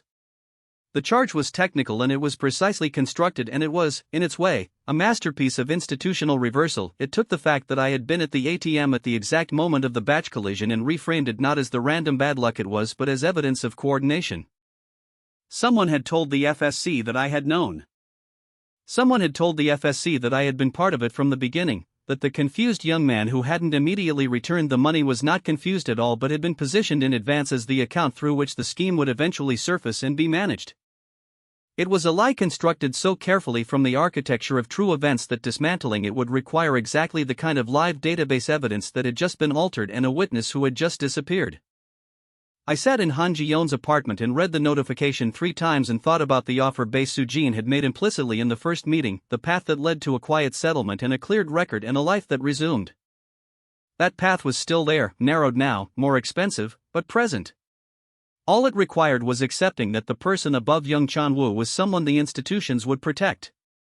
Han Ji-yeon came and sat across from me and didn't say anything, and I thought about Kwon Dae-shik's empty apartment in the modified archive and the man at the Pojangmaka table who had pushed a USB drive across the plastic surface because he had carried it alone for 8 months and understood what carrying it alone had cost him. I put the notification face down on the table. I said, we need to find where he put the other 2 copies. Han Ji-yeon said, I know. I said, and we need to find the name. She said, I know that too. Outside the window the convenience sign came on in the early dark, its missing letter a gap that I kept trying to fill, and I thought that was about right, the shape of something that almost spelled what it meant. Kwon Dae-shik had left the second copy with his younger sister, which we found out on a Thursday morning through a method that was less investigative than it was human. Han Ji-yeon had remembered, from a conversation she'd had with Kwon Dae-shik's former colleague months before any of this began, that Kwon had a sister who worked at a dental clinic in Siademan, and she had called the clinic directly and asked to speak with a Kwon who had a brother in IT, and the sister had answered, and Han Ji-yeon had said simply, your brother asked me to check on something he left with you. I work with him. He's safe, but he needs me to have what he gave you. The sister had been quiet for a long moment and then said, he told me someone might call. He said if they knew to ask about the clinic, they were the right people. The envelope was a standard manila folder sealed with tape and left with the clinic's office manager under the label Personal Documents, Do Not Discard. Inside was a USB drive identical to the one Kwon Dae-shik had given us at the Pojangmaka, plus a handwritten note in the small precise script of someone who had written it in a state of controlled fear. The note said, the infrastructure access that enabled the dead channel routing was authorized by Executive Committee approval dated 16 months ago. The approving executive is listed in the internal governance log as Cha, Deputy Chairman, Strategic Operations and Risk. The authorization was processed under the cover of a legacy system modernization project that never existed. The project code is HNINFRA 2209. There is no HNINFRA 2209 in any public or internal project registry. I looked for 8 months. It was created to authorize the access and nothing else. Below that, underlined twice, he knows I found it. That's why I'm gone. Cha Min-sok. I had heard the name once, peripherally, in the coverage of Hanyul Bank's executive restructuring 2 years ago, a brief mention in a financial news item about a new appointment to the Strategic Operations Committee, the kind of item that is published and immediately forgotten because executive appointments at mid-large banks are, under normal circumstances, information relevant only to people whose professional lives are organized around tracking such things. He was 57. He had been at Hanyul for 19 years. His public profile was exactly the profile of a man who had understood that institutional power is most durable when it is least visible. No media appearances, no conference keynotes, no LinkedIn presence that I could find, just the occasional name in governance filings and committee minutes, the bureaucratic sediment of a long career in the interior architecture of a large organization. Han Ji-yeon knew him in the way that people who work in the operational levels of large institutions know the names that appear on authorizations without ever seeing the faces attached to them, a signature, a committee designation, an approval stamp. She went quiet when I told her the name. Not the quietness of processing new information. The other kind. I said, you know something about him. She said, my father worked at Hanyul. I had known she had a reason to hate the bank that preceded her own employment there, but she had not given me the specific architecture of it and I had not pushed, understanding that some information is offered when it's ready and not before. She said, he was a branch operations manager in Incheon for 14 years. He was let go in a redundancy process 8 years ago. The official reason was branch restructuring. I was 16. We lost the apartment. She paused. 3 years ago I found the internal documents from that period through my archive access. The Incheon branch hadn't been underperforming. It had been flagged by my father for irregular cash handling. He'd submitted a report about it internally. 4 months later he was gone. The person who authorized his dismissal was the head of regional operations at the time. She looked at the note in her hand. That role was held by Cha Min-sok. The room was very still. I thought about the 3 years she had worked inside the bank that had dismissed her father, processing the transactions of the institution that had taken his job because he had noticed something he was not supposed to notice, and I thought about how much discipline that required, and how long she had been waiting for a version of what was now happening. I said, you knew, when you messaged me, that this wasn't just about me. She said, I knew the pattern. I didn't know your name would be on it. But when I saw the routing codes on your account, I knew the shape. I'd been looking at the shape for 3 years.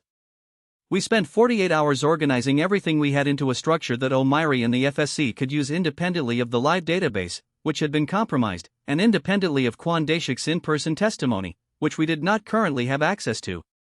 The USB drives contained Kwon Daeshik's original anomaly report from 14 months ago, the governance log entry showing HNINFRA 2209 and Cha Min-sik's authorization signature, and a technical schematic of the dead channel routing architecture with annotations in Kwon Daeshik's handwriting identifying which components required level 4 access and how that access had been used. Han Ji-yeon produced from her own archive exports, taken before the database modification, saved to her personal cloud backup at the time she had first flagged my exception report, the original unmodified versions of the 37 suppressed log entries, still carrying the ST7741 stamps, timestamped 2 weeks before anyone had thought to alter them. The modified live database could be shown alongside the original exports. The difference was its own evidence. We sent a complete package to Omairi on a Friday evening. We sent a parallel package to the FSC investigation office, to the specific investigator assigned to the expanded case, with a formal cover letter noting that the conspiracy allegation against me was predicated on database records that had been modified after my FSC submission and that the original unmodified records were attached. We sent a third package to a financial regulatory attorney named Yoon Jikyol, who had contacted me through the consumer rights organization 3 weeks earlier and who had, when I called him, said something I found clarifying. The question isn't whether the bank was wrong. The question is whether we can make it cost more for them to continue being wrong than to stop. I told him we had the governance log with Cha Min-sik's signature. He was quiet for 3 seconds and then said, "Send me everything tonight." I want to be precise about how we got into the same room as Cha Min-sik, because it did not happen through our own ingenuity and I have no interest in making it sound more strategic than it was. It happened because Cha Min-sik came to us. On the Saturday morning after we sent the packages, I received a message through the banking app chat function, the same channel Han Ji-yeon had first used to contact me, from an account that identified itself only by an internal bank reference number. The message said, "You have documents that belong to the bank. There are ways to resolve this that are better for everyone. I'd like to meet today." I showed Han Ji-yeon. She looked at the reference number and went to her laptop and looked it up in the internal account registry, which she could still access because her administrative leave had not yet terminated her system credentials, an oversight that I suspected was deliberate on the part of whoever managed such things and that we had been careful not to draw attention to. The reference number corresponded to an internal communications account associated with the executive committee. She said, "He's scared." I said, "He should be." She said, "Scared people do things that aren't in the plan." I said, "I know." She said, "We need to be ready for that." We spent 2 hours preparing. I called Omairi. I told her I needed a specific thing from her, and I told her what it was, and she said she could do it, and she gave me a number to text when I needed her to activate it. I tested the audio upload function on my phone, the same cloud trigger Han Ji-yeon had set up weeks ago, now refined so that a manual activation would begin a live streaming audio feed to a private channel Omairi could monitor in real time and record on her end. I put the phone in my jacket's inner pocket, screen facing my chest, and I confirmed with Han Ji-yeon that the microphone pickup through the fabric was adequate by having her read a passage from a book aloud from across the room while I stood in the doorway, and playing back the recording. It was adequate. I texted the reference number, "Tonight.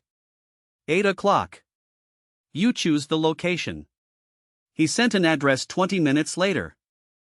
It was a parking structure near Uedo, 6 levels, attached to a commercial tower that was largely empty on weekends, the kind of location that communicates a preference for privacy without technically communicating anything at all. Han Ji-yeon said, "He'll bring people." I said, "Yes." She said, "I'm coming." I said, "I know." We arrived separately and reconverged on the 4th level at 750, where the lighting was the specific flatness of a space designed for vehicles rather than people, the kind of light that makes everyone look like a version of themselves in the wrong context. There were 2 men near the stairwell entrance when we arrived, the same physical grammar as the men outside the PC cafe, the same calibrated positioning of people who are present to manage a geometry rather than to have a conversation. Cha Min-sik arrived at 8:03, alone in appearance, which meant the 2 men were his, not separate from him.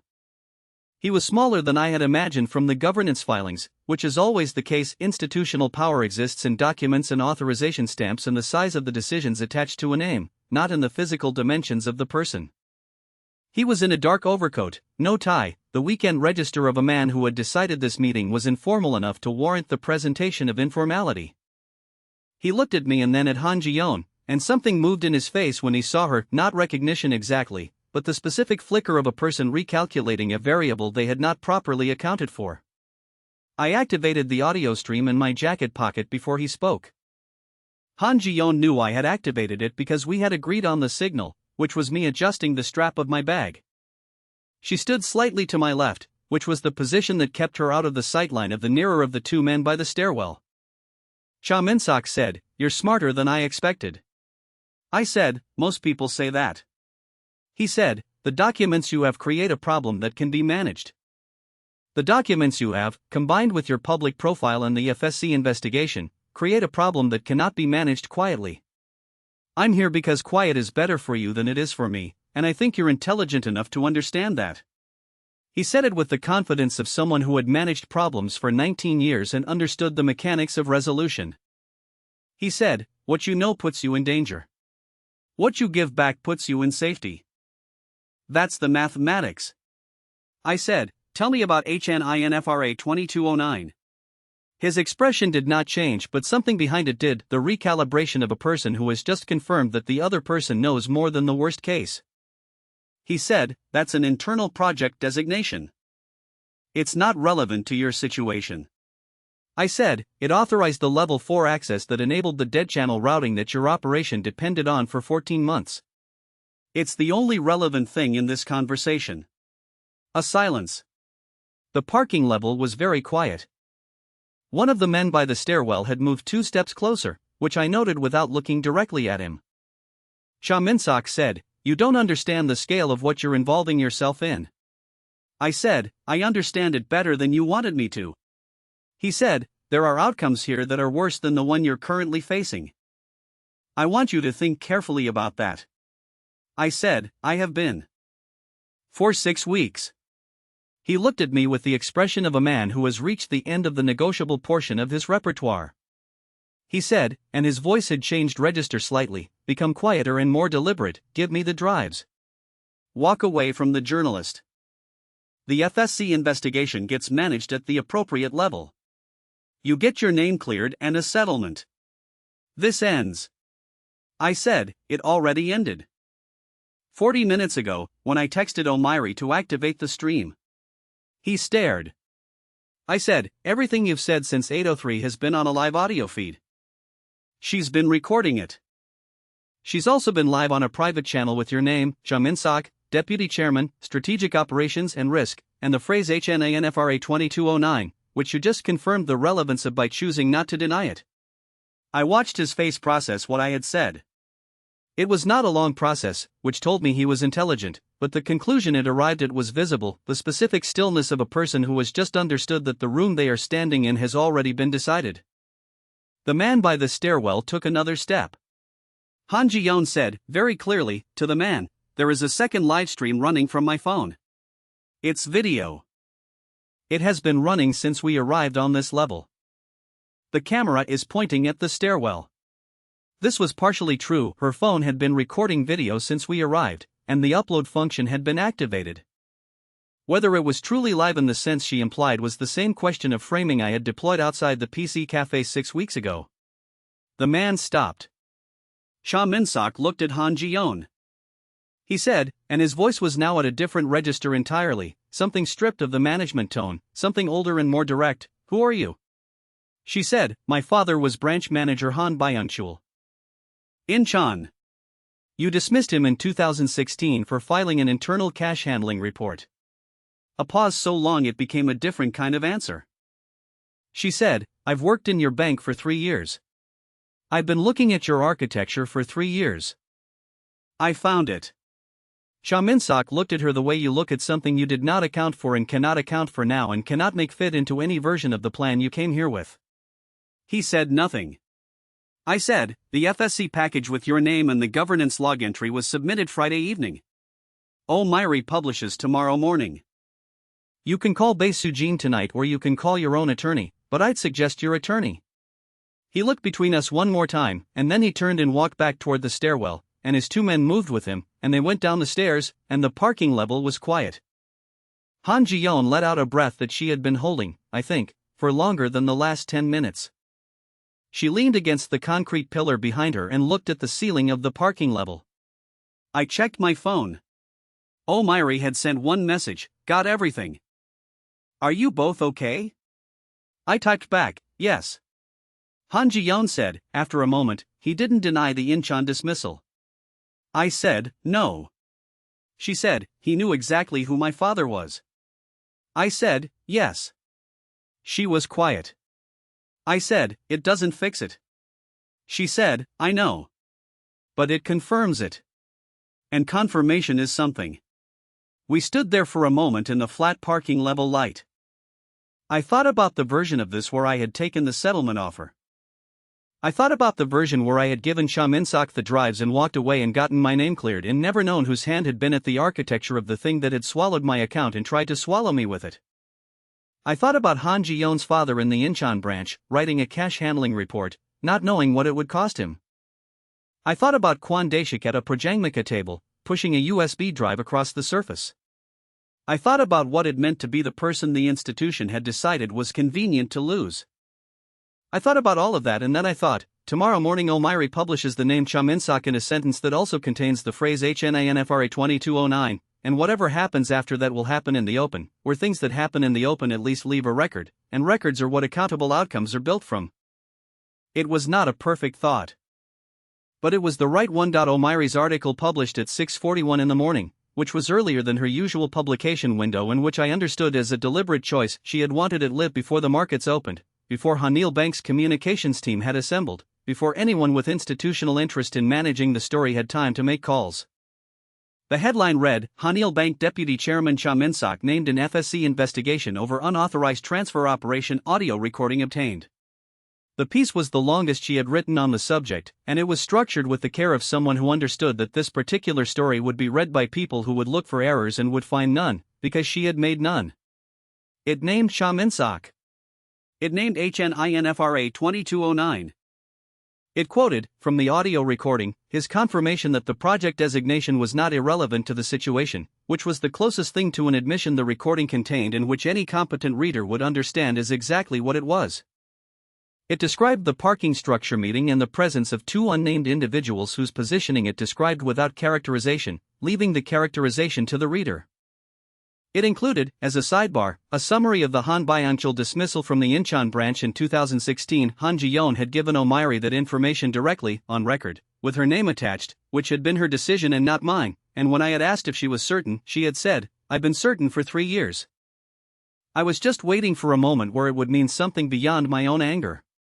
By 7:15 Haniel Bank's stock had been halted pending a regulatory announcement. By 8 o'clock 3 members of the bank's board had issued individual statements distancing themselves from Cha Min-sok's operations division in the specific language of people who had been briefed by attorneys before speaking. By 9, Cha Min-sok's entry on the bank's executive team page had been removed from the website, which is the digital equivalent of a portrait being taken down from a wall, fast, visible, and irreversible in its implications. The FSC convened an emergency session that morning. Yoon Ji-kyul, my attorney, was on a call with the investigation team by 9:30, and he called me at 10 with the specific controlled energy of a lawyer delivering news he had been working toward. The conspiracy allegation against me had been formally suspended pending review of the new evidence, which in practical terms meant it was over, that no serious investigator looking at the governance log and the audio recording and the modified database entries would continue to treat me as a suspect rather than as what the record now plainly showed, an account holder whose information had been used without his knowledge as a component of a scheme he had not designed and had not profited from in any deliberate sense. The suspension was not an exoneration. The full exoneration would take longer, would require a formal FSC ruling, would generate paperwork in quantities I was not yet prepared to contemplate. But the suspension meant I was no longer the story the bank had been trying to make me. That story had ended. Cha Min-sok was the story now, and the story had his name on it in a publication that had already been shared 40,000 times by 10 in the morning, and that number was climbing. The extraordinary shareholders meeting was called for the following Thursday. I was not a shareholder. I had not been invited. I was told about it by Yoon Ji-kyul, who had been contacted by a representative of a minority shareholder group, a consortium of institutional investors holding approximately 11% of Haniel Bank's issued shares, who had read Omiri's articles, reviewed the FSC preliminary findings that had been made public that morning, and decided that the meeting was a necessary mechanism for demanding executive accountability in terms that the board could not procedurally avoid. Yoon Jikyol told me the shareholder group wanted me present. Not to speak from the floor, I was not a shareholder and the procedural rules were the procedural rules, but to be present in a specific capacity that their legal team had identified as a named party in the FSC complaint that had triggered the investigation that had precipitated the meeting, which entitled me, under the bank's own governance charter, to submit a written statement to be read into the formal record. I told Yoon Jikyol I would prepare a statement.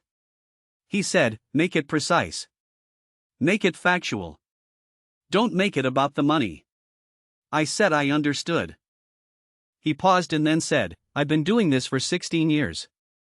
In 16 years I have never seen a case where someone in your original position, no legal background, no institutional connections, no financial resources at the start, built a documentary record of this quality. I want you to know that." I said thank you. He said, "Now write the statement."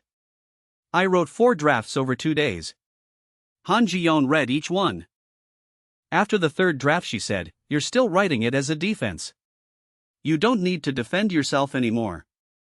Write it as an account." The 4th draft was better. It was 3 pages, single-spaced, and it began not with the ATM and not with the money but with a sentence that I had arrived at somewhere in the second night of writing and that I knew, when I found it, was the right beginning. "This statement is submitted on behalf of every person who has ever been selected as a convenient explanation for a problem they did not create, by an institution that counted on their inability to resist." The rest of the statement was factual, the sequence of events, the documentation, the timeline of suppression and intimidation, but that opening sentence was not factual in the narrow sense. It was the thing the facts were in service of. Han Ji-yeon read it and said nothing for a moment and then said, "Yes. That's the one."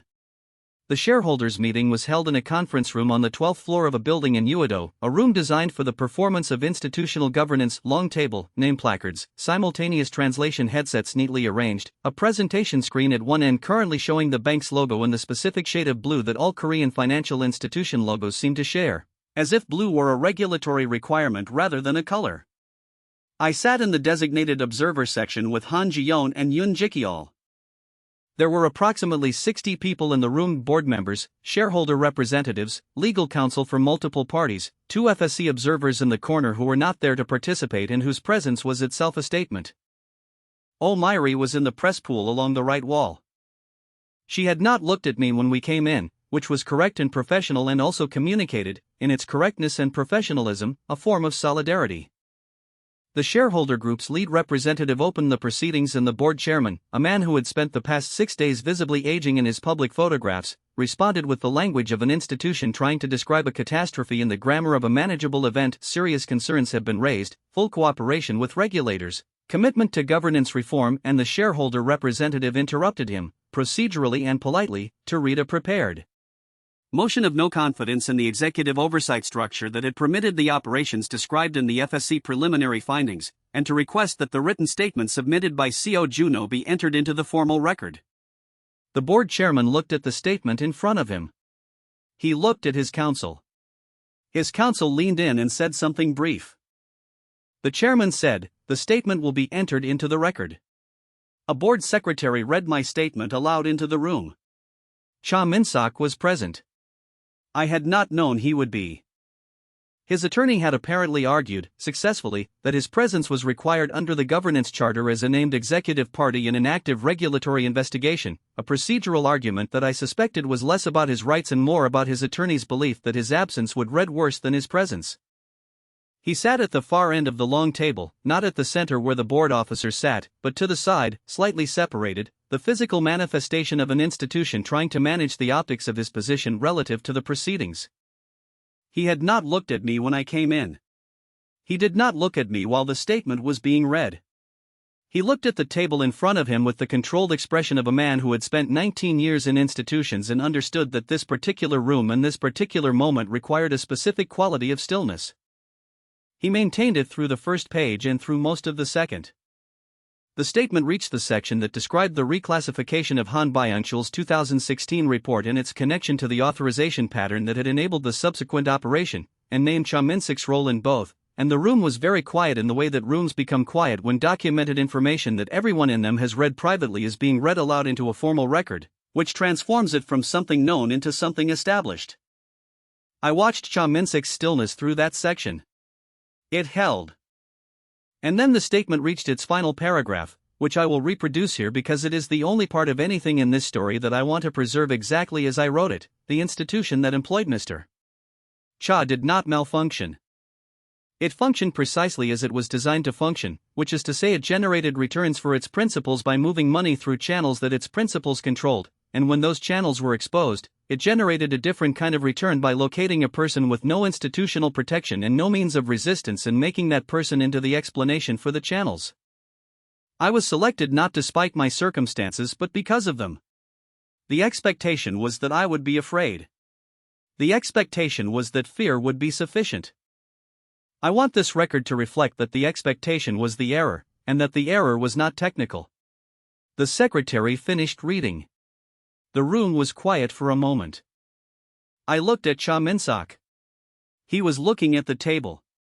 And then, in the specific way that silences in formal proceedings eventually must end, he looked up, and he looked at me, and I understood in that look something I want to try to describe accurately. It was not the look of a person who had been defeated, not primarily, not in the way that a person looks when they lose something they valued. It was the look of a person who had been seen. Correctly and completely and publicly seen, in a room where the seeing was on the record and could not be unrecorded, and the experience of being seen in that way, for a person who had spent 19 years operating in the infrastructure of visibility, who understood institutional architecture precisely because he understood the architecture of invisibility, was something more specifically devastating than losing the argument. I held his gaze for a moment. I did not look away first. He said nothing. The board chairman called the next item of business.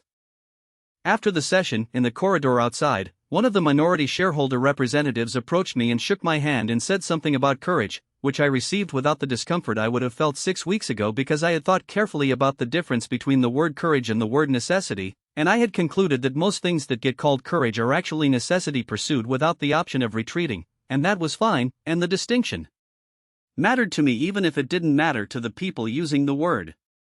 Han Ji-yeon stood next to me in the corridor while this happened. When the representative had moved on, she said, "He looked at you when they finished the statement." I said, "I know." She said, "He knew who my father was." "He's known for 8 years." I said, "Yes." She was quiet for a moment. She said, "It's not enough." I said, "No." She said, "But it's real. And real is more than I had."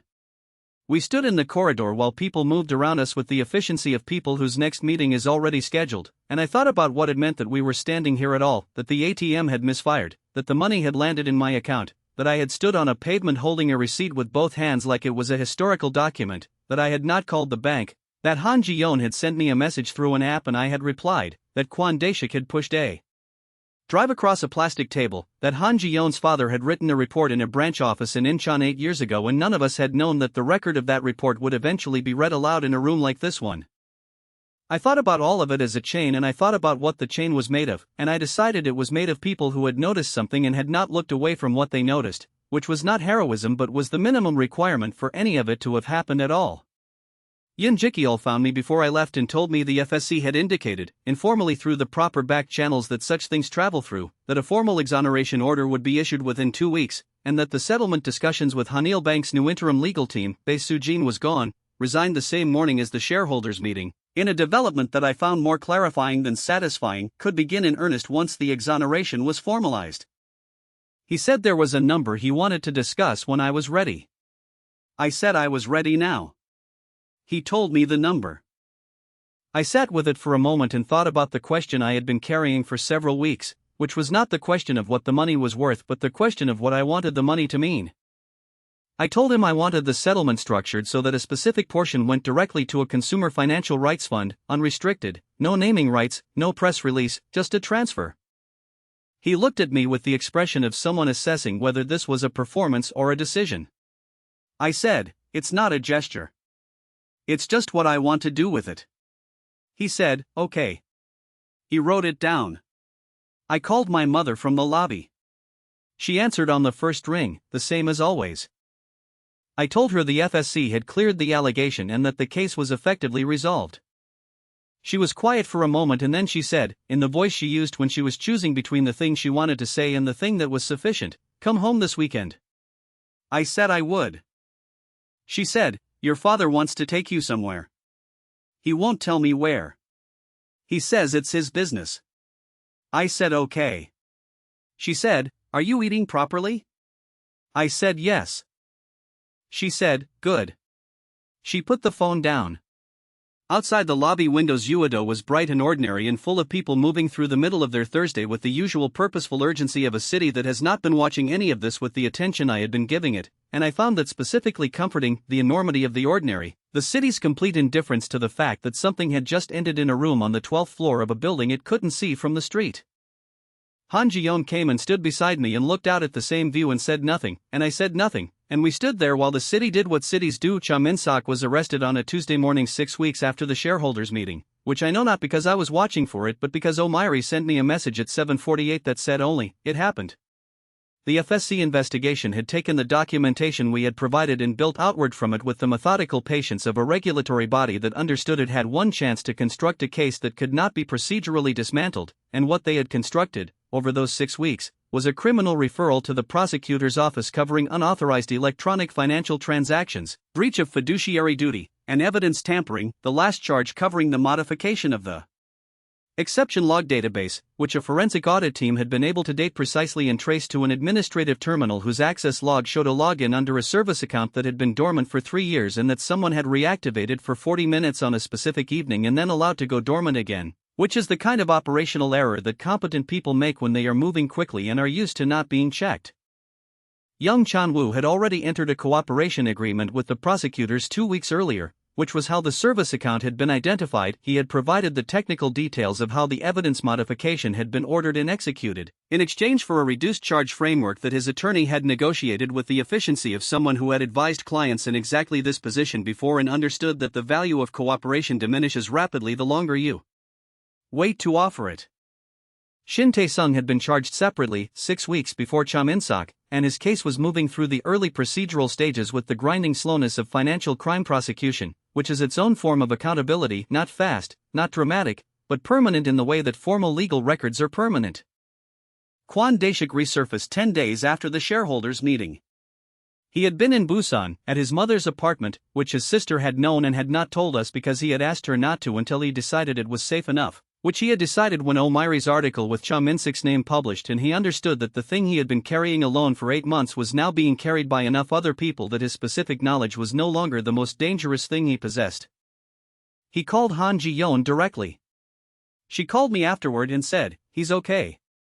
He's angry but he's okay." I said that seemed right. Hanyul Bank issued its formal public statement of partial accountability on a Friday afternoon 3 weeks after Cha Min-sak's arrest, which was a Friday afternoon in the specific sense of an institution choosing the timing of its contrition for minimum news cycle impact, a calculation so transparent that Omiri wrote a short piece about the timing itself, which got more engagement than several of her longer pieces, which told me something about what people understood and were tired of. The statement acknowledged that internal control failures had allowed unauthorized use of the bank's transfer architecture over an extended period, expressed regret for the impact on affected customers and stakeholders, and announced a series of governance reforms including an independent oversight board and a restructured compliance reporting chain. It did not use the word fraud. It did not name the customers who had been deliberately targeted with legal pressure and media manipulation. It did not mention Han Byung-chul, or the Incheon branch, or the 8 years between a suppressed cash handling report and the morning his daughter read his name into a shareholders' meeting record. Institutional accountability, in my experience of it, tends to go precisely as far as the documented evidence requires it to go and stops there, and the space between what the documentation requires and what justice would require is where most of the actual cost of these things lies, quietly and without resolution. I had made my peace with that asymmetry, not because I thought it was acceptable but because accepting the distance between what you can achieve and what would be sufficient was the only way to actually do anything, and I had decided that doing something was better than being paralyzed by the distance. Han Ji-yeon, when the statement was published, read it once and put her phone down and said, "It's not nothing." I said, "No." She said, "It's not enough." I said, "No." We sat with that for a moment, which was the correct amount of time to sit with it, and then we talked about something else. The formal exoneration order from the FSC was issued on a Wednesday. Yoon Jikyul called me at 11 in the morning to confirm it was live and publicly registered, which meant it was part of the official record in the way that the original conspiracy allegation was also part of the official record, and that anyone searching my name would find both, and that the second would contextualize the first in terms that were unambiguous. The settlement with Hanil Bank was finalized the same week, a structured agreement that I will not describe in full detail because the specific figures are covered by a confidentiality provision that I accepted because the figures were sufficient and because the fight I had been in was not about maximizing the number, it was about something else, and the confidentiality provision did not extend to the facts of the case, which were already public and documented and could not be made otherwise. What I can say is that the settlement included formal acknowledgement that the erroneous transfers were the result of unauthorized bank operations and not any action on my part, which was the sentence I had wanted from the beginning, and that the compensation I retained was enough to constitute a genuine material change in my circumstances without being the kind of number that creates its own set of problems, which is a line I had thought about carefully and felt good about landing on the correct side of. The portion I directed to the Consumer Financial Rights Fund was transferred the day the settlement was finalized, without a press release, without a naming event, without any of the apparatus of visible generosity. Yoon Jikyul processed the transfer and sent me a confirmation receipt and said, "This is the first time in 16 years a client has done this." I said, "Then it should happen more often." He said, "Yes, it should." He paused. "You'd be good at this work, you know. The documentation, the analysis, the ability to hold a framework together under pressure." I said I would think about it. I have been thinking about it.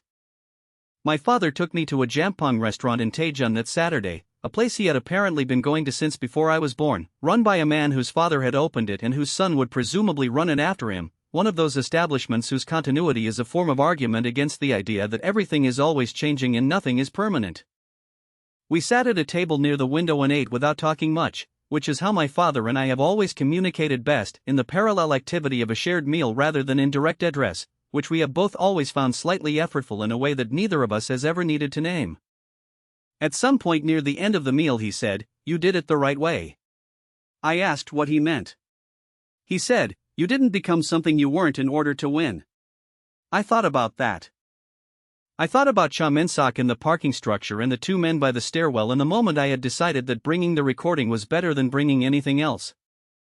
I thought about Park Dong-so's two-sentence statement in the passive voice, which was not the reckoning I might have designed but was the reckoning that the situation had produced and that I had accepted as sufficient. I thought about the settlement figure and the amount I had redirected and the choice between maximizing and stopping at enough, which was a choice I was aware not everyone in my position would have made the same way and which I was not performing virtue by describing. It was simply what felt right when I sat with the question honestly, and I had learned in the past several months that sitting with questions honestly was the most useful skill I had ever accidentally developed. I told my father I wasn't sure I'd always been so precise about it. He said, "Precise enough." He picked up his spoon and finished his soup, and the conversation moved on, and the restaurant was warm and smelled of broth and old wood, and my parents drove me to the station at 4 o'clock and my mother made me take a container of banchan she had prepared and I took it without arguing, which was its own form of communication. Han Ji-yeon's wrongful termination case settled 3 months later. I was not involved in the settlement and the terms were hers alone.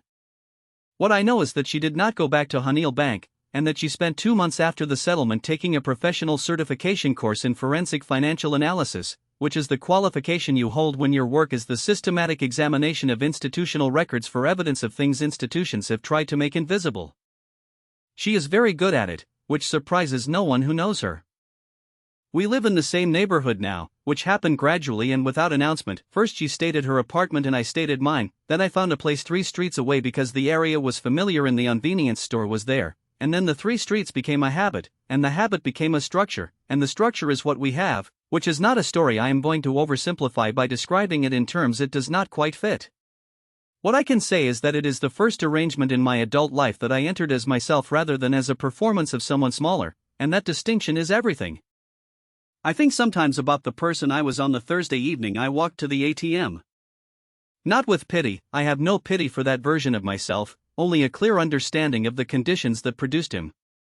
He was a person who had learned, through consistent feedback from the institutions and relationships that shaped him, that the appropriate response to the world's indifference was to make himself smaller, to occupy less space, to absorb the comment and revise the analysis and show up Monday morning and try again. He was a person who believed, at some level below articulation, that the way things were was a reflection of the way he deserved things to be, and that belief was so deeply embedded that he had never quite found the angle from which to challenge it. What the ATM gave me, was not money. The money was a mechanism. What it gave me was a situation in which the cost of smallness became suddenly and specifically higher than the cost of resistance, and in that situation I found out that I was capable of resistance, which was information I had not previously had access to. I do not believe in the money as a gift. I do not believe in the system error as fate. I believe in the 47 seconds between the ATM misfiring and my account balance changing, and the choice I made in the hours after that, and every subsequent choice in the chain that followed, none of which required luck and all of which required simply refusing to be the person that other people's systems had decided I should be. That is not a special quality.